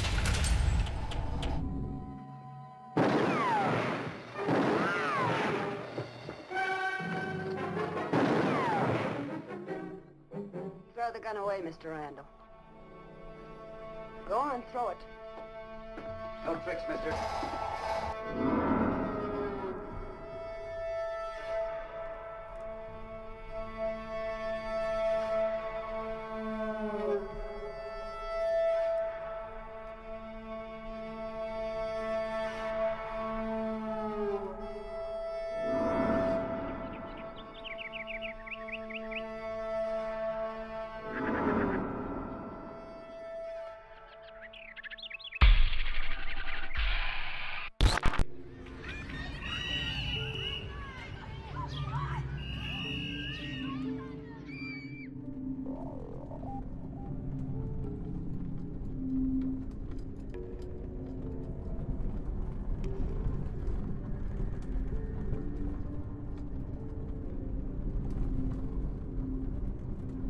This is the poorest county in Montana, and the $27 million prison has turned into a white elephant.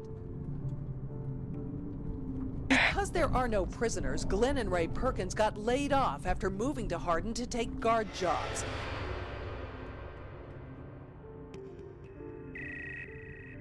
When I went to the door, there were two cops standing with their hands on their guns. I've lived in the same town for 26 years. We got 90 and 94 sitting right over here where they intersect, which is a perfect place for a checkpoint. I noticed that they got these mobile checkpoint stations. There's a lot of secrecy going on.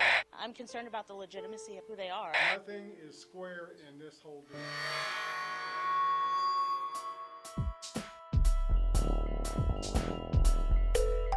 I cannot let my grandchild grow up in this kind of thing.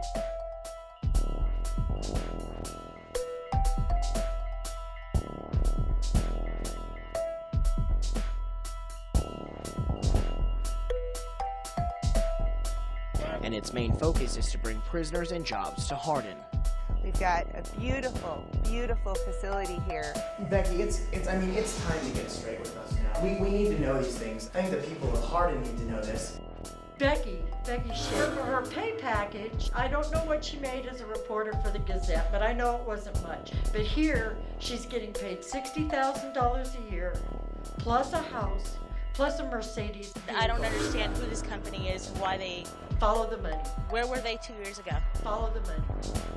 That's all I have to say. Where were they before the ground broke? Follow the money. And its main focus is to bring prisoners and jobs to Think it's Hardin. mysterious at all?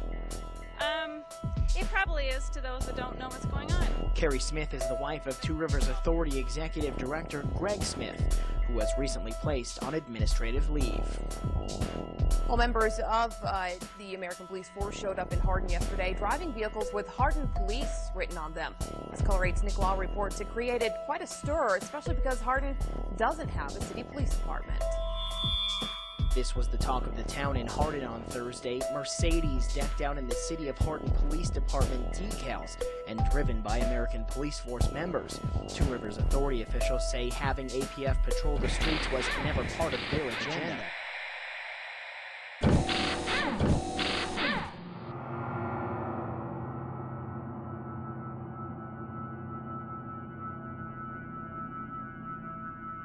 Tell people what's really happening here.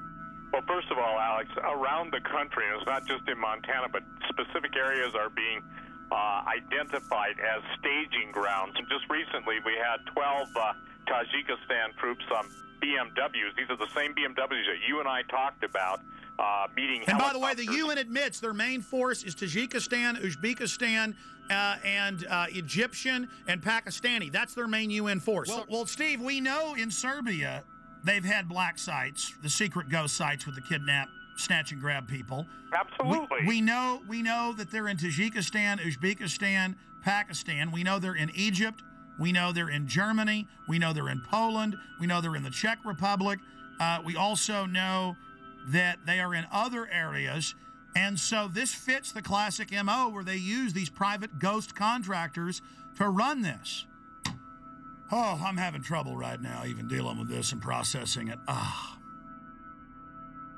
Man, talk about Spookville, CIAville, black sedans running like roaches when you flip the light on at 3 a.m. in your apartment and there's like big fat roaches going. And they're like, ah! Now the locals are getting upset by these black Mercedes SUVs that have Hardin, Montana on them and then the double eagle crest just announcing we are your police. This is insane. Men with foreign accents stomping around. I mean, this is Red Dawn happening. And the local officials are going, yeah, we've been told they run the camp and that they run the town now. I mean, this is Twilight Zone.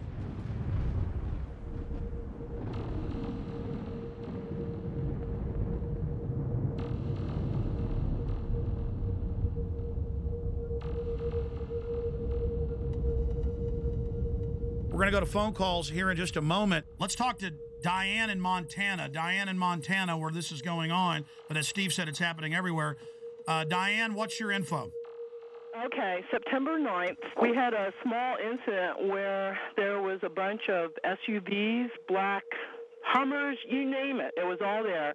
They even brought a helicopter in. It was 4 miles from my home. So when we went to check it out, they were all over climbing the mountains in camo, dressed up. They were armed, and they said they were just doing a training exercise. Called the sheriff's office, and we got the same story. It's just FBI training, but it was FEMA, right in Superior. And we're probably about maybe 4,000 population. What did the locals think, and how many FBI FEMA troops were there? Okay, there were 6 vehicles when my husband went right by them. He called back and said, lock down. I don't know what's going on, if there's escaped prisoners or what. Same time, helicopter came through, right overhead. Called his secretary who was coming in on I-90, told her to check that area out and look at it, and that's when she saw all the camo guys all over the mountainside just crawling up. Asked around town, people didn't think anything about it.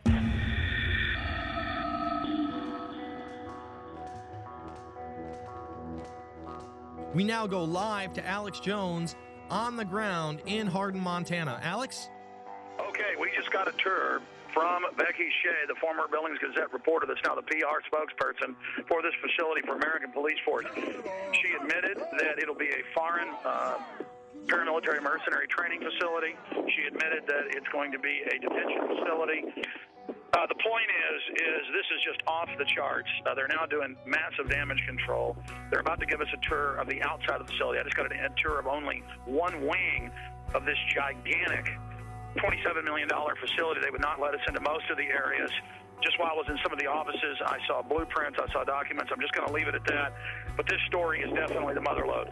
This is definitely a black site / ghost site in the United States. They plan to have this be a ghost site, but locals blew the whistle.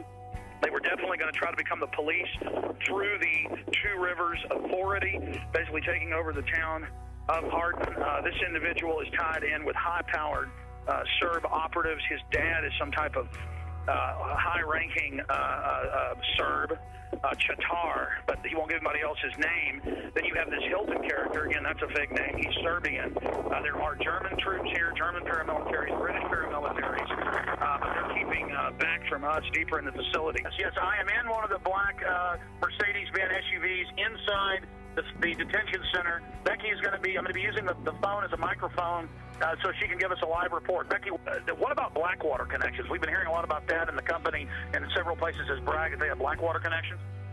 I've heard so many names that it's just absolutely phenomenal to me. We're not disclosing the name of our parent company, and that's it. We're not disclosing the name of our parent company. We stand alone. Oh, there's a parent company. Well, there is a parent company of American Police Force. There is an umbrella company. American Police Force stands alone as a corporation, and we are American Police Force. We are who we are. But if it's a secretive group owned by a secret group, and it's headed by a 14-time felon, and then they were putting police decals on their vehicles the first few days, I mean, don't people have a right to be a little bit concerned about this, Becky? There are newscasts for saying they wanted this be Guantanamo Bay West. That was on CNN. That was not American Police Force, and I'd ask you to go back and recheck your sources. That was too. So they've not been requesting to have this as a facility to hold detainees? No, sir. And please, everyone, listen carefully. Two Rivers Detention Facility will not hold Guantanamo Bay nor other multinational offenders. We're a minimum and medium. Why did I see documents on the wall, blueprints saying foreign alien detention facility? This is real. This is a ghost site / black site that we have on. This is a FEMA center they want to hold. She was telling me I saw blueprints all over the place, scanning them quickly. As I was walking through the facility, and she'd say, "Oh, don't tape that," or don't show that. Where it was saying alien detention, troop barracks, processing facilities. She admitted they're going to do training to process people and to go out and set up checkpoints with CAT scan scanners, is the way she called it, to scan people's goods. So this is a huge processing center. I don't think she even knows everything. She seems pretty freaked out. She gets hired and finds out all this. And we went and interviewed bed and breakfasts, because there's hardly any hotels here. At two of the places, they said, oh, absolutely. Germans, Czechs, Brits, a lot of Serbs, really hardcore-looking people, won't pay in cash, act really suspicious. They've been here for a year. I mean, this is insane what we're dealing with up here. And they're just trying to act like it's all fine. We're not going to tell you our parent company. Everything's fine. Everything's wonderful. I mean, this is bizarro land. Well, court records from Orange County, California indicate Michael Hilton has a lengthy criminal past, including a 6-year prison sentence for a dozen counts of grand theft and other charges.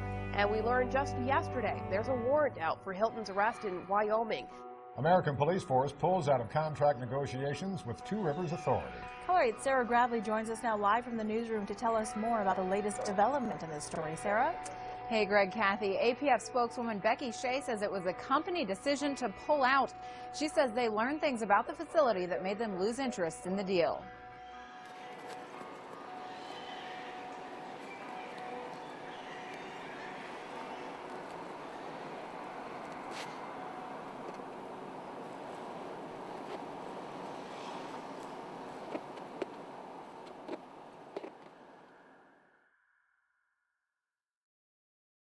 We interrupt our regular program schedule for a special report. Here is Wall Street Journal. KBR awarded Homeland Security contract worth up to $385 million to build 3 1 million person FEMA camps in the United States. It says the ICE detention and removal operations program can be used for illegal aliens and for U.S. citizens and for other emergencies. Here's the New York Times. Halliburton subsidiary gets contract to add temporary immigration detention centers. Just like under Rex 84, the documents came out in the 80s. They said the cover would be for illegal aliens, but it would be really a martial law takeover plan and to suspend the Constitution and take over the media. So there's the New York Times we have saved up on prisonplanet.com. Also, George Bush reopened all the Japanese and German prisoner of war camps in the U.S. and put water in, light in, and then just have them set up and ready. That was in the CBS News. Bush to preserve World War II internment camps. So there's that article. Pentagon paying for fake news in the U.S. White House paying for fake news in the U.S. It's now in the tens of billions every year. This is what's going on. The fake news reports they produced and put on radio and TV that were made by the government. I've had Congress people on talking about how it's illegal, the fake news. All of this is being done. Fake polls, everything. How are they preparing the public? When I saw this at the time, I saw Tommy Franks and Cigar Aficionado. I saw Tommy Franks on CNN, Fox, MSNBC go, gee, I'm real sorry about this, but one more big terror attack, we're going to have a military form of government and martial law. I'm real sad about that, but that's what the American people are going to demand. That's the only thing that'll keep them safe.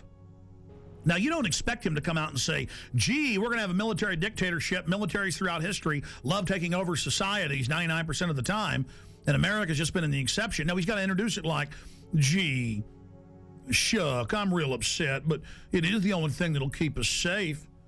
The Constitution won't survive a WMD attack. And I said at the time, I said, he is part of the Pentagon's billions in fake news. That's illegal. The General Accounting Office has already ruled that they're paying off reporters and people to go on TV. I said, I bet my bottom dollar Franks is being paid off. Now they're rolling them out in the news. The camps will be for you when you're starving during the collapse of society, which is what the IMF and World Bank have done to countless third world countries, and their own documents say they want to do it here. That to fully bankrupt you so they can consolidate everything with the tens of trillions of fiat currency they're holding and hoarding of taxpayer money.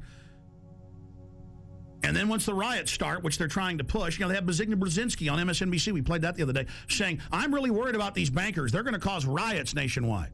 Millions and millions of unemployed. People really facing dire straits. And we're going to be having that for some period of time before things hopefully improve. And at the same time, there is this public awareness of this extraordinary wealth that was transferred to a few individuals. And you sort of say to yourself, what's going to happen in this society when these people are without jobs, when their families hurt, when they lose their homes and so forth? As if he isn't one of the engineers of it.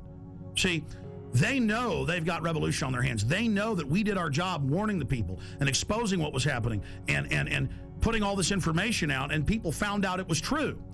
Here it is. This is from my film, The Road to Tyranny. I have 18 hours of this. I have them training all over the country. I have them teaching police to arrest anybody with a get us out of the UN sticker. This is what's been going on. Here it is. You're damn right, because think about the Christians, okay? Do you accept Jesus Christ, your Lord and Savior? No. What did they do? They took your head off. They beheaded you if you didn't accept Jesus Christ, your Lord and Savior. See, this is reality. Yeah, they're terrorists. But the bottom line is, to them, they are not. When people are passionate about what they believe in, they become a very difficult enemy to beat. Who was the first terrorist organization in the United States? Who? Founding Fathers. You mean Thomas Jefferson? Look at this guy. He's talking about the founding fathers and people that are committed. He's talking about constitutional terrorists. Before that, the cops are so conditioned. They say, who are the terrorists? Who are the first terrorists? The founding fathers. They all know. They all say founding fathers. They've already been taught this many times. He says that's a very difficult enemy to beat. No, you are the enemy when you become an enemy of the Bill of Rights and Constitution and let foreign bankers take us over. Play it again. The guys who we call our founding fathers, George Washington, Mr. Honest, who cut down the cherry tree and admitted it, is the same guy who signed death orders, if you will, on members of the British government, the British Crown, who they wanted to eliminate because politically they had influence in certain pockets of the United States, at that time the 13 colonies, and they wanted to divide and conquer. They may get a whole lot of civilians, and hey, I'm going to be honest with you, okay? If they killed 10,000 civilians tomorrow with a biological agent, that's too bad for them. You see, it was all about Bush was going to do this. No, Bush was a puppet. Just like Nixon and Carter and Reagan and Bush and Clinton and Bush and Obama, they're just puppets, and we always obsess over them, and the media acts like they're running something. It's the executive power held by the National Security Council. In fact, 3 weeks ago, they had an article about General James Jones and the National Security Council saying they've now taken over continuity of government, even from the executive and Homeland Security, and that this private group runs it all. And then General Jones was in the CFR website writing, I take all my orders from former national security heads, Henry Kissinger and the CFR. I mean, that's why in the last week there have been 4 mainstream news articles that we posted at Infowars.com and PrisonPlanet.com with Bilderberg group members like Etienne Davignon, the chairman of Bilderberg, saying, we set up the European Union, we set up the G20, we've set up the New World Order banking system. I mean, now they're openly bragging it's world government and they run it. But it is the awareness itself that will drive the change. And one of the ways it will drive the change is through global governance and global agreements. But the many business leaders who have been present here are among those taking leadership in other ways. Yet these problems can be overcome by a joint effort in and between our countries. 2009 is also the first year of global governance, with the establishment of the G20 in the middle of the financial crisis. The climate conference in Copenhagen is another step towards the global management of our planet. This is collective action, people working together at their best. I think a new world order is emerging, and with it the foundations of a new and progressive era of international cooperation. And then if I dare talk about it, they go, oh, shut up, Jones. You crazy nut, none of that exists. And if you talk about it, you're going to cause violence. Just give in to the New World Order, roll over to it, hand your guns in. Let's start with the airport adventures, which they now admit are going nationwide with the Viper teams at bus stops, train stops, the streets, shopping malls, random vans, sending you through body scanners, biometrically scanning 360 your naked body. Now, I've seen more in-depth images by the actual companies where they can zoom in on pores.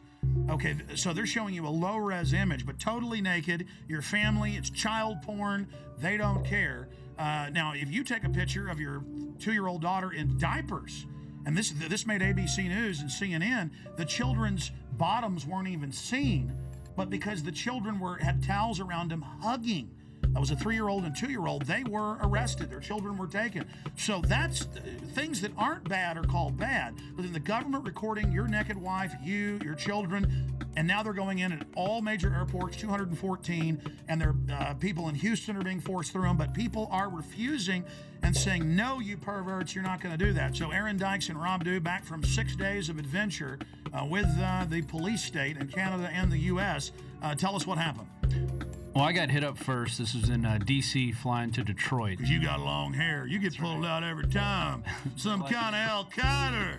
But Aaron was already through security, and I walked through, and they go, oh, sir, can you step in here? And I said, so what's that? And they said, oh, this is our RFID scanner. And I said, no, I'm not going in there. And what do you mean? And I said, I'm not going in there. I said, I don't agree with that. And they said, oh, well, it's voluntary. I said, well, good, I'm not doing it. Yeah, but so that's like SeaWorld made you thumbprint at first. It was voluntary. Now it's mandatory. It's like dog training. Passengers describe a terror attack and the arrest of a suspect who tried to blow up a plane as it landed at Metro Airport. We heard a loud pop, then a bit of a smoke. It sounded first like a balloon being popped. All of a sudden, heard some screams, and flight attendants ran up and down the aisles, and everything's crazy. People are screaming. There's fire on the plane. There was a lady shouting back, and she was saying, things like, what are you doing? What are you doing? At that moment, I was sure I was going to die. And we're learning tonight more about the suspect. Let's get to Fox News' Andrea Isom. She begins our team coverage. She is live at Metropolitan Airport. Andrea? As the hours go on, you are right. We are learning more about the suspect, and quite frankly, the details are chilling. The man, the menace, 23-year-old Abdul Mudala of Nigeria. Mudala's despicable actions were all on al-Qaeda's behalf. Sources telling Fox News his instructions were to blow up the plane over U.S. soil. The intelligence community knew about Umar Farouk Abdulmutallab weeks ago and failed to spread word that would have put him on the no-fly list. The father of the suspect in the Christmas incident warned U.S. officials in Africa about his son's extremist views.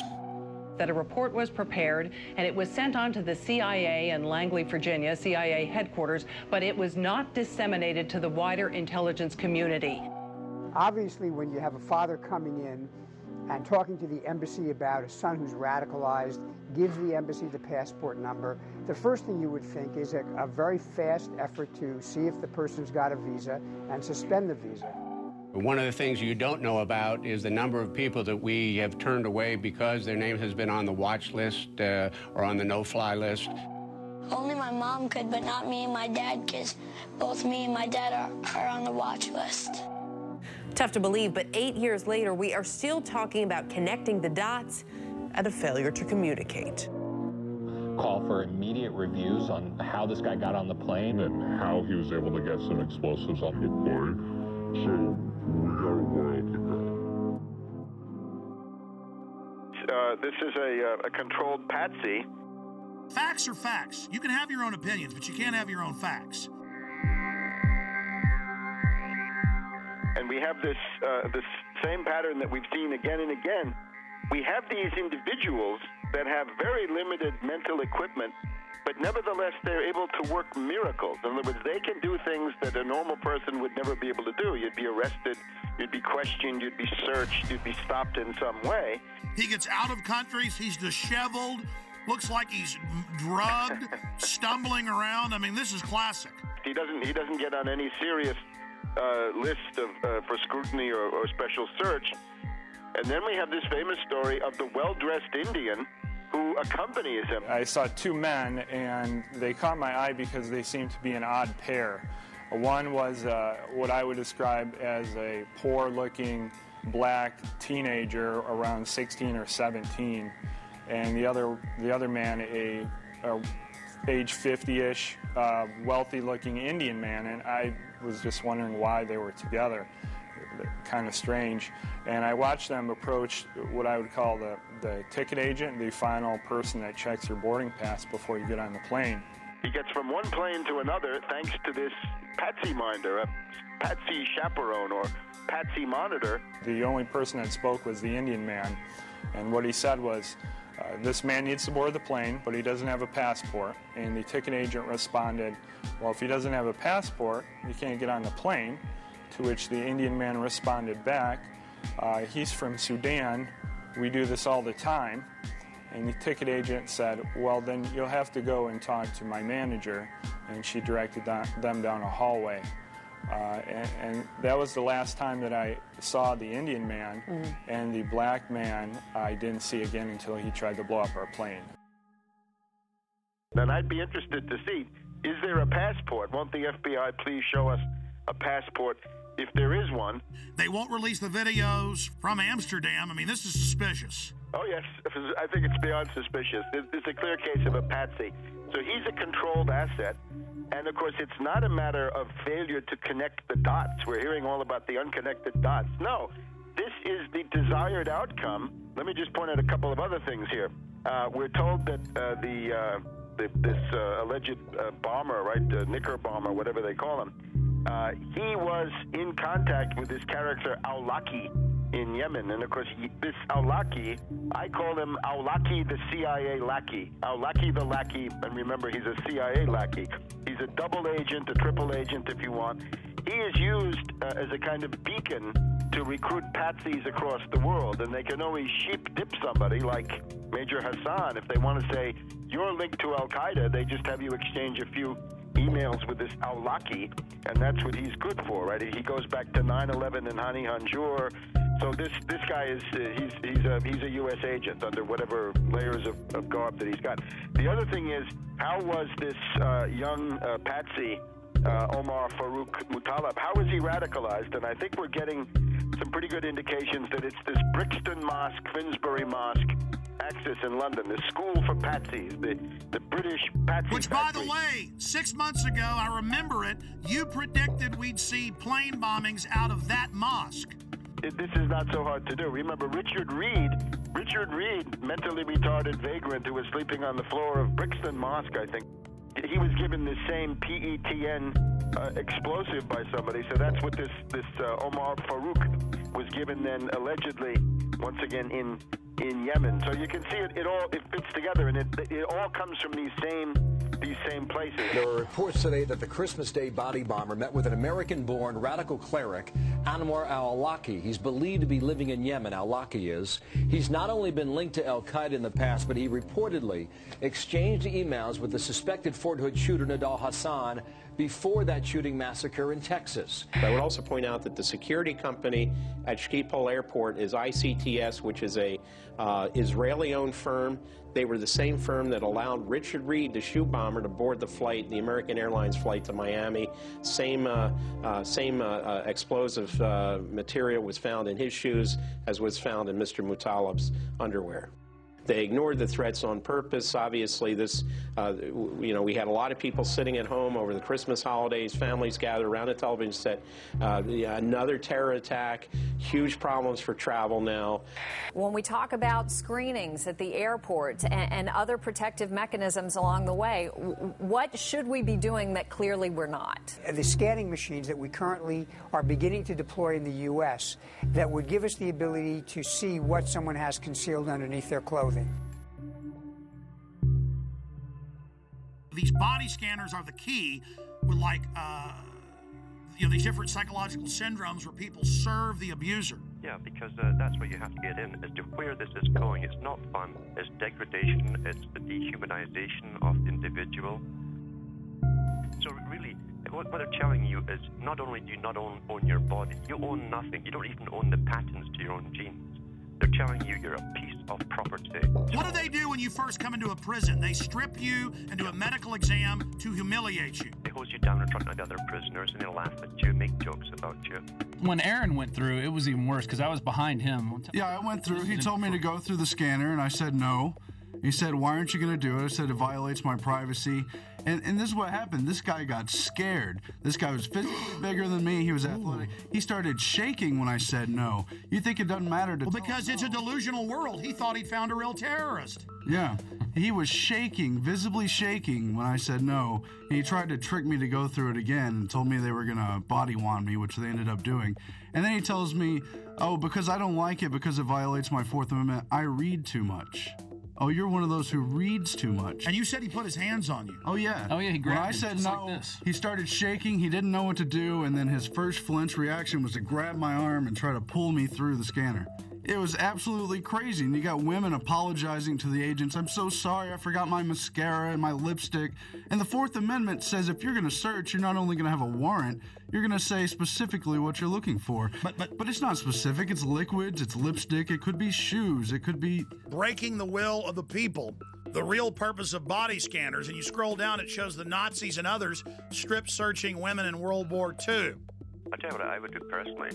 I would just take photographs of all the mass graves of World War II and the Soviet Union, of all the naked bodies, and have big placards of that. And Genius! And saying, we're not going to end up like this. No, thank you. Great idea, pointing out that they always strip you down before they kill you. I mean, it's a real act of submission. Do you agree with me that this, telling everyone you will be naked body scanned, is a key point in our conditioning and we must resist it? Oh, absolutely, absolutely. It's an ongoing process of personalization, dehumanization, and getting the public to accept the fact that they're nothing but cattle. Once you're on the plane, you're coming into Detroit, what happens next? The pilot comes on the speaker and he says we have 10 minutes to landing. Flight crew, take your seats and buckle up. A flight attendant walks by my seat, mumbling to herself, something smells like smoke. I looked up. I'm in row 27. I could see smoke coming from row 19, 8 rows up. It wasn't a lot of smoke at that time, and it looked like it was coming from the floor. So I unbuckled my seatbelt, took a few steps up the aisle to get a better look, and then it burst into flames across the floor, the seats, and up the wall to the ceiling. When it burst into flames, people were screaming, fire, fire, terrorists, water, water, water, we need water, somebody get water. Flight attendants were screaming. The pilot comes on the intercom and says emergency landing and starts speeding up. And while this is going on, the terrorist man's being hauled off into the first class area by a couple passengers. We are 5 days into this, and we've not seen any surveillance footage. The media doesn't seem concerned about eyewitnesses seeing a man videotaping the whole flight aimed at this guy. When we first took off, I noticed about 10 seats ahead of us to the left-hand side, he had a camcorder, and I didn't think much of it. I thought maybe this was his first flight and was just excited. And then when the actual incident occurred, I looked up, and he was the only one standing and filming the entire thing. That's obvious, an accomplice or a handler or something. We've got this other guy getting him through security. I mean, any other comments? When we were being detained in Detroit, we were held in an area of the baggage claim area. All the passengers from our flight, there was nobody except for some law enforcement personnel. After we had been there for about an hour, all the time with our carry-on bags, 3 bomb-sniffing dogs were brought in. One of them sat down by the bag that was brought in by the man in orange. He had an orange. He appeared to be of Indian or Pakistani or some similar descent, maybe around age 30. He was walked back to a room, not in handcuffs. He went in the door. He was in there approximately an hour. When he came out, he was handcuffed, taken away. An FBI officer came up to the group of the rest of us passengers and said the following, which is not exact but close. You're being moved to another area. It's not safe here. I'm sure all of you saw what just happened and can figure out why you're being moved. We were taken to a customs area, and they brought bomb dogs in, checked all the luggage with that. Another person was taken aside and handcuffed and brought out, and we were moved into another room for safety reasons, they told us. My story on this has been the same all along, and the FBI now has 5 versions of their story, which I clearly lay out with a time period and with each version, and they're not credible. There is absolutely no excuse for the reason why. Number one, we were left on the plane for 20 minutes, not knowing if there was another bomb there. Number two, security allowing us to take our carry-on bags off the plane, and we stood there with all of our bags together for an hour until the bomb-sniffing dogs arrived. And then, after they found one, well, then we're moved to another area, and now they don't want to talk about the man who was taken away. You were there. They didn't stop him for immigration violations. The dog went over and sat down in front of his bag, the alert for explosives. Right, exactly. Unless this is a passport-sniffing dog. This is a huge story, one of the biggest out there. The FBI is on this full time. They know what's going on. Why are they being dishonest? And how do we investigate this when the investigators themselves are engaged in clear obstruction of the truth? I don't know how else to take it. It's either utter incompetence or intentionally hiding something, and I don't know how to take it. And still, we're now, 8, 9 days into this, and we still haven't seen the Amsterdam footage. Well, and also, why aren't we seeing the video of when he's going through metal detector, passport check, and boarding? This is a modern airport. You'd think they would have video of all this of some sort. They didn't say, oh, we'll look at that. They just said, no, there was no one helping him, which is very suspicious, instead of just putting the footage out. If somebody robs a bank or holds up a gas station, well, there's video footage of the incident on the 11 o'clock news, usually that very night. If I'm not correct, well, show the video. What are you hiding?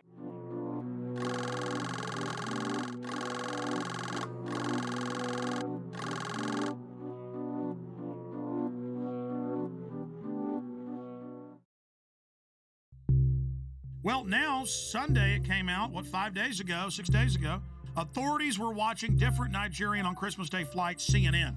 What a way to take a huge issue and just kind of put it out there like it's milquetoast. Okay, there was somebody else. Yeah, they did arrest him, but we're not going to talk about it. Kurt, there's a definite cover-up, and you've been vindicated in triplicate. Not only that, but I don't know if you caught the ABC News article that came out over the weekend. There were a couple sentences snuck in the bottom of this article about female suicide bombers. I don't know if you caught this. No, tell us. I'll read it to you word for word.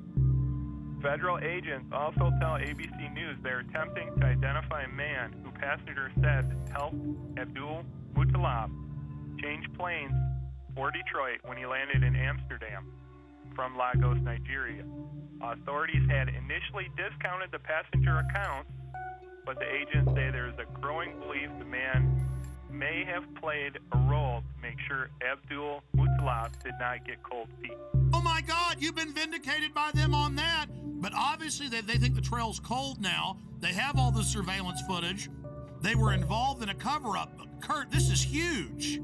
Well, that was my take on it, but unfortunately for ABC News, they buried it in the bottom of a seemingly unrelated article about female suicide bombers heading here from Yemen. Why is this not front page news everywhere, number one? Number two, why are you burying it at the bottom of this article? Number three, why did you initially discount my story to begin with? It's not like I'm not credible here. And of course, they had COINTELPRO posing as the Patriot movement attacking you. All the usual suspects. I mean, it never ends, Kurt. We are, of course, going to get into the top story today. In plain view, as if it's no big deal, DetroitNews.com. Okay, it was a U.S. government agent that was the smart-dressed man that led Umar Farouk al-Matab, or the underwear bomber, on to the aircraft in Amsterdam. After a month plus of lying and saying that no such man existed, and saying no one else was pulled off the plane in Detroit, supposedly with a bomb. Now they've admitted that happened as well. Kurt Haskell, the lawyer, and his lawyer wife, they've both on record have been proven right with other witnesses. And you add how they were already getting in Yemen. That's now confirmed, Washington Post. They were planning to already launch a bigger attack, 2,000 troops there. And then right on time, right as the body scanners were scheduled to go in January nationwide. That was already scheduled, folks. They're saying on the news, oh, now we're doing this. Now, I went and looked it up. They were scheduled to go in the additional 214 airports. They were in less than 20. So although we have acquired these machines, they are not as widely deployed as they should be. In your current role as a consultant, do you have an interest in body scanners? We consult with all kinds of firms, including firms that do manufacture body scanners. You do have some interest in more sales of body scanners. As well as a lot of other security measures. But I would point out that I've talked about this for probably the last 3 years. Read what the scanners do to your body. And the TSA guys, again, you need to know why you're going to be dying in 5 years of cancer. Go ahead. And then we find this article about terahertz waves, which is what they use to do this scanner. This came in today. And according to one of their studies, I'm just going to read this real quick. Terahertz waves are in the electromagnetic spectrum between microwaves and infrared, and they pass through non-conductive materials such as clothes, paper, wood, and brick. They say the forces that are generated by these THZ fields are tiny and resonant effects that allow the THZ waves to unzip double-stranded DNA, creating bubbles in the strand that could significantly interfere with processes such as gene expression and DNA replication. So step in the microwave. And of course, the fools don't know that the reports you've pulled up and I've looked at, these things are leaking. But the TSA guys are going to love dying of cancer. Oh, yeah. This is fun. Surrounding it. They're all around it. The thing's right there. Well, see, that's kind of the good thing, though. See, evil always gets judged. These guys make excuses. They're going to make excuses about scanning naked children, scanning naked women and men. They're going to make excuses about how it doesn't hurt you. They're the ones that are going to die first. Oh, yeah. 8 hours a day standing around it. And I'm sad for them, but this is what they want. This is what they get. This is a test of the emergency alert system. Let's go ahead and play the clergy response team clip. Now, remember, before this became national news, we got the secret documents from pastors who've been recruited by FEMA. We posted the secret documents with FEMA phone numbers. Train your flocks to turn their guns in. Train your flocks to go to FEMA camps. Train your flocks to take forced inoculations. People didn't believe us, just like they didn't believe the MIAC report. Then, suddenly, local news began reporting it, but like it was a good thing. Now, listen, will martial law ever be a reality? And the preachers are there being paid by the government, faith-based initiative, now continuing under Obama, to tell their flocks to do what they're told by the authorities, and the government's biggest threat is the American people. That's a quote. So this is specifically the pastors getting ready for us to go to FEMA camps. And there's thousands of pieces of evidence like this, and Glenn Beck's saying it doesn't exist. Here it is. Law ever become a reality in America? Some fear any nuclear, biological, or chemical attack on U.S. territory might trigger just that. And as KSLA News 12's Jeff Farrell discovered, the clergy would help the government with potentially their biggest problem, us. From my cold, dead hands. Charlton Heston's famous declaration captures a truly American value, the overarching desire to protect our freedoms. But gun confiscation is exactly what happened during the state of emergency following Hurricane Katrina in New Orleans. U.S. troops also arrived, something far easier to do even now thanks to last year's elimination of the 1878 Posse Comitatus Act. That forbid U.S. troops from policing on American soil. If martial law were enacted here at home, like depicted in the movie The Siege, easing public fears and quelling dissent would be critical. And that's exactly what the clergy response team, as it's called, helped accomplish in New Orleans. Jeff, the primary thing that we say to anybody is let's cooperate and get this thing over with, and then we'll settle the differences once the crisis is over. Such clergy response teams would walk a tightrope between the needs of the government versus the wishes of the public. In a lot of cases, these clergy would already be known in the neighborhoods in which they're helping to defuse that situation. For the clergy, one of the biggest tools that they will have in helping calm the public down or obey the law is the Bible itself, specifically Romans 13. Because the government is established by the Lord, you know, and that's what we believe in the Christian faith. That's what's stated in the Scripture. Civil rights advocates believe the amount of public cooperation may depend largely on how long they expect a suspension of their rights might last. And see, here is Mother Jones. Should Obama control the internet?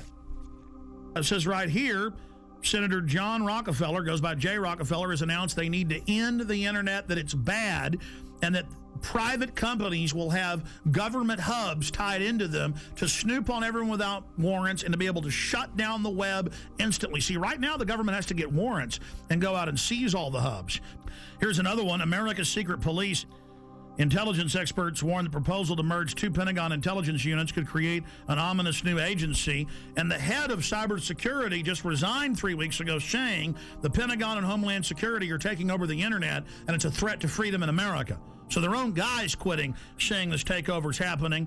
All the radio and TV in the nation under the emergency alert system in '96 under a federal law and executive order, FEMA is wired into the transmitters themselves and cable to take over all the systems and broadcast anytime they want. Before, the stations would tune to a signal themselves. Now that's out of their hands. All of that's going on. So see, they've got the preachers, they've got the citizens, they've got the military prepared for martial law, and they could remotely listen to you even when the cell phone's off. That's standardized the cell phones. And all telecommunications companies were given $9 billion total to put in whole floors for the NSA to move into. So the NSA doesn't tap the phone companies, they are the phone companies. Just like FEMA on all radio, TV, cable, you name it, is already in control with hubs at the transmitter site or at the satellite uplink site. The last piece of equipment, this is in my film Police State 2000, by the way. See, I was sitting there talking to the engineer in 1996 at KJFK FM, and he calls me over and goes, look at this, Alex, they're ordering us to do this. Here's all the secret documents. We're not supposed to show this to anybody. And I was sitting there reading it. FEMA takes over through this. Everything you do goes through this system. I mean, that's what you hear when it goes bang, bang, bang. You know, this has been an emergency alert system. That is a federal test tone going via shortwave radio transmitters, dials in, and takes control of your radio station. And that's what they say right here. During emergencies, when they're rounding people up and arresting them and shooting people, their job is to keep the media shut down. They don't have to come arrest Alex Jones. They hit one button, the internet shuts off. They hit one button, In the not-too-distant future, a self-proclaimed intellectual elite will rule every aspect of our lives. People in the world are content to stay as first or second level maggots. The economy is emerging from the recession. We have to keep geoengineering on the table. Implementation depends on motivation. An alarming and possibly catastrophic disaster. Already the path has been chosen. The design set in motion decades ago. Their endgame? Complete control. Water. Air. The economy. Population and even human logistics will all fall within their purview. The goal? To acquire all the natural resources of the planet and bring them securely under government control. All activities of mankind will be monitored, accounted for, and controlled. Legislation pretending to address concerns about the environment. National security.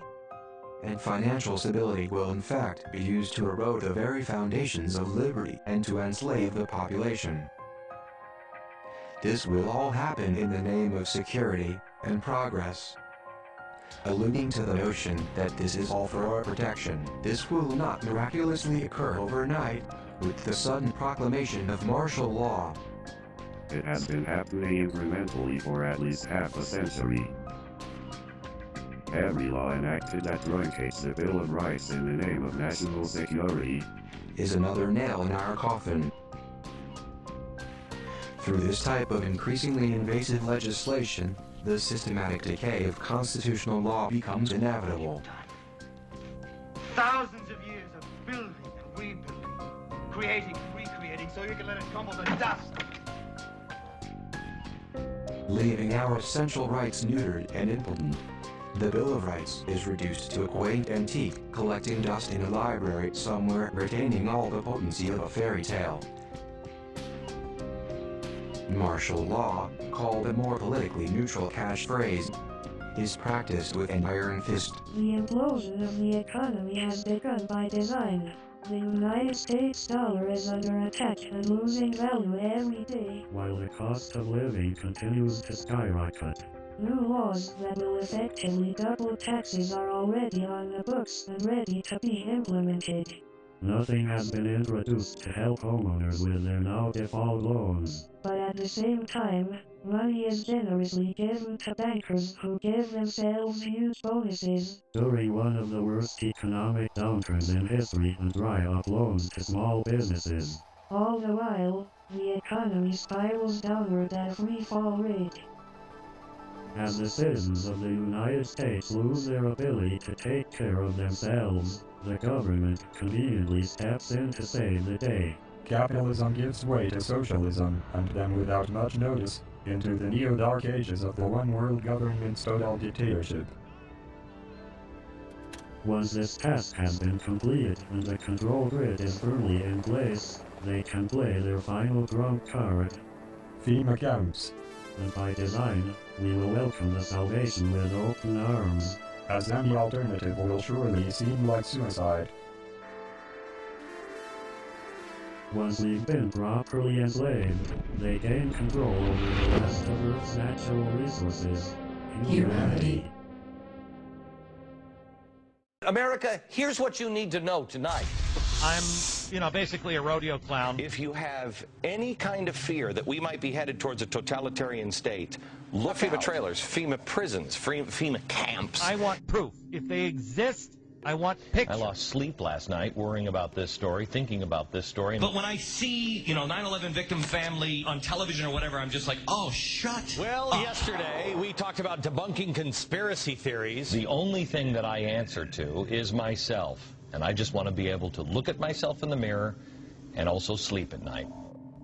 Glenn Beck, a year and a half ago, said that Ron Paul supporters should be arrested and that the army should be used against them, and that they were dangerous terrorists. I don't know open. I know it's probably like impossible. Or that's what I'd have you believe. You know, it took me about a year to start hating the 9/11 victims' families. I don't hate all of them. I hate probably about 10 of them. Any of these 9/11 truthers who I've been telling you for years are dangerous. Guy Fawkes. This guy was a British terrorist who tried to overthrow the government by blowing up Parliament and killing everybody in it.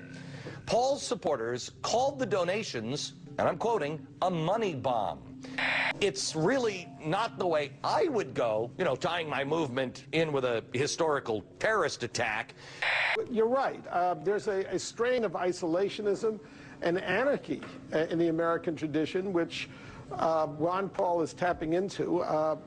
I think it's very significant that he chose Guy Fawkes. There are plenty of, unfortunately, libertarian websites which are indistinguishable from the anti-American left these days. Yeah. So, totally in bed with the Islamo-fascists and have turned against this country. Turned against this country. This country. Where am I wrong? The Ron Paul Revolution. I think it's meant to be a catchy slogan, but I fear some of his fringe supporters are taking the word revolution too literally. What Glenn Beck is saying is a talking point being given out to the media. And this is going to drive the conspiracy theorists crazy. Let me out. I have this. They're making me say this. Help. Because we were seeing Bill O'Reilly and Sean Hannity say it. We were seeing CNN hosts say it. We were seeing Joe Scarborough say it. And I said, that's a talking point.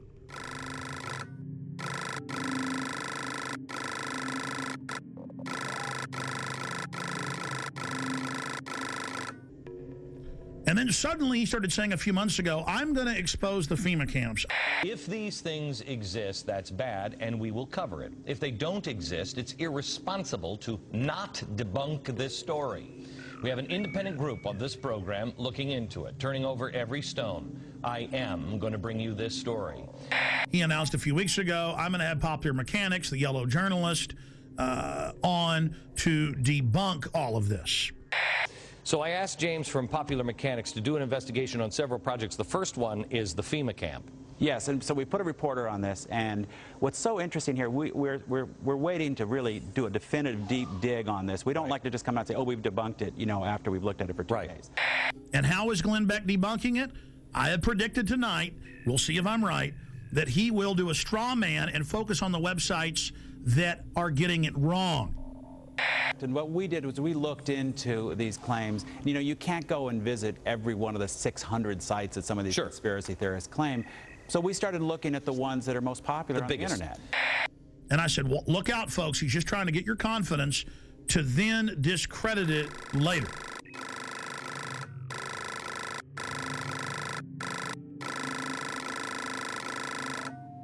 We mailed letters to Glenn Beck. I know people that work in his office. I contacted him and I said, here's the proof. If he wants it, we stand by to work with Mr. Beck if he isn't going to come out next week and say arrest all of us, basically, like he was doing a year ago.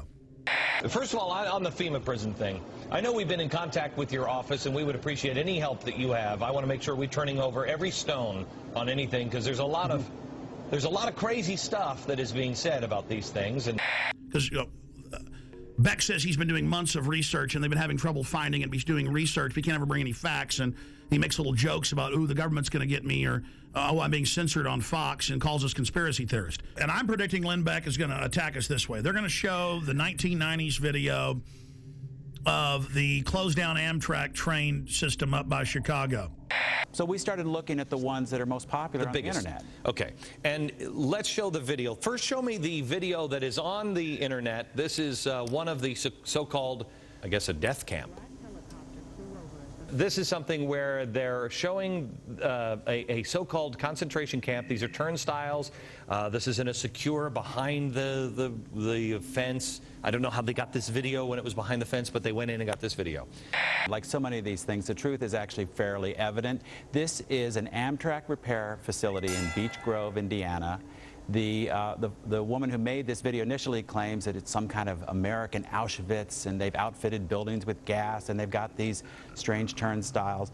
In fact, it is a repair facility.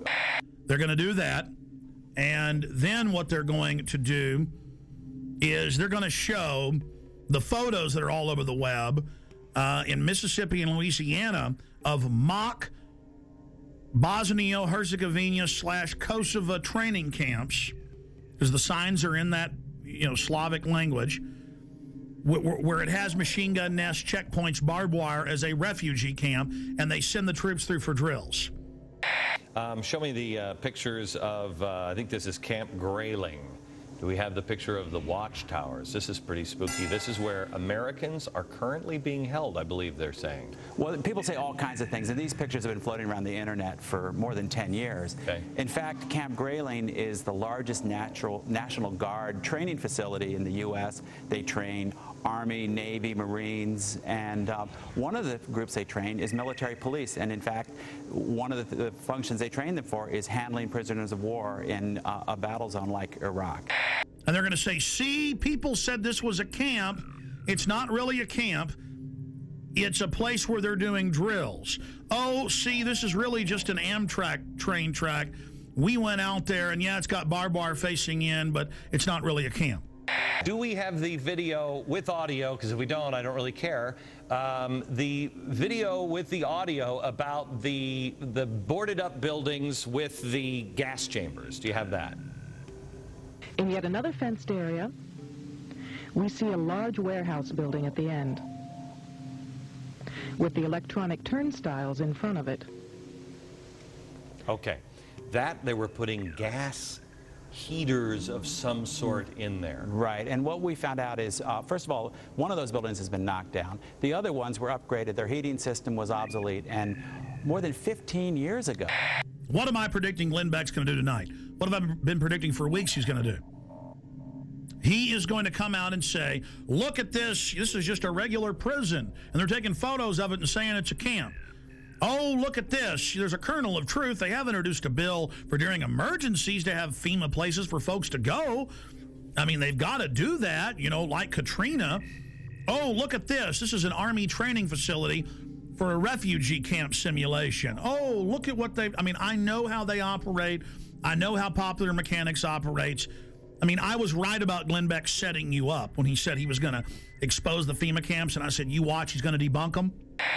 Well, trains, I believe Auschwitz had trains. I'm just saying, Jim. Well, once you go down that road, you can't really, if somebody's wants to be convinced of that, you can't really debunk that.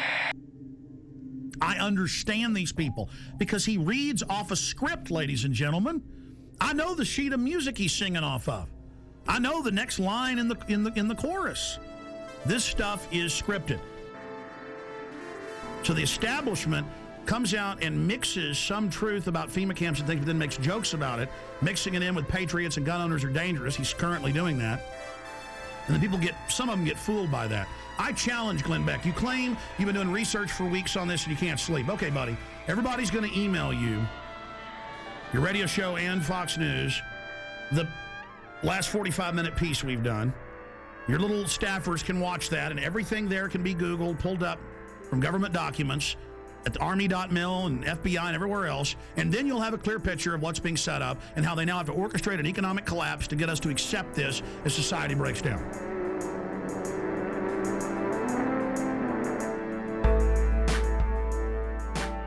If Glenn Beck wants to know if the FEMA camps are real or not, all he has to do is go to the Army War College, the Army.mil website, the Army Times, and they say, and it's been all over the Phoenix newspapers, the police say they're ready to work with the military against the people, that their new mission is fighting the American people physically. Chaos is hanging around, put your ear to the ground and shudder from the sound. The death machine ain't slowing down, it's gaining pound for pound. A gas mask is the couture in the summer of rage. They're building mass graves within the states. You and I, they'll vaccinate. They're preparing us for an all-out police state.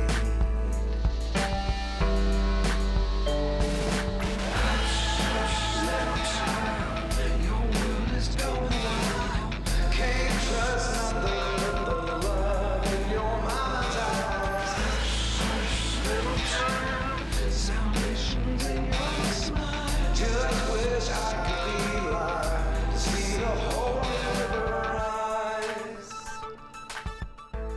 They state that Congress has no authority during emergencies and the president's basically absolute dictator. When Congress wanted to see the detailed documents, they were told you're not allowed to under national security. When Congress is co-equal to the president, that is dictatorship.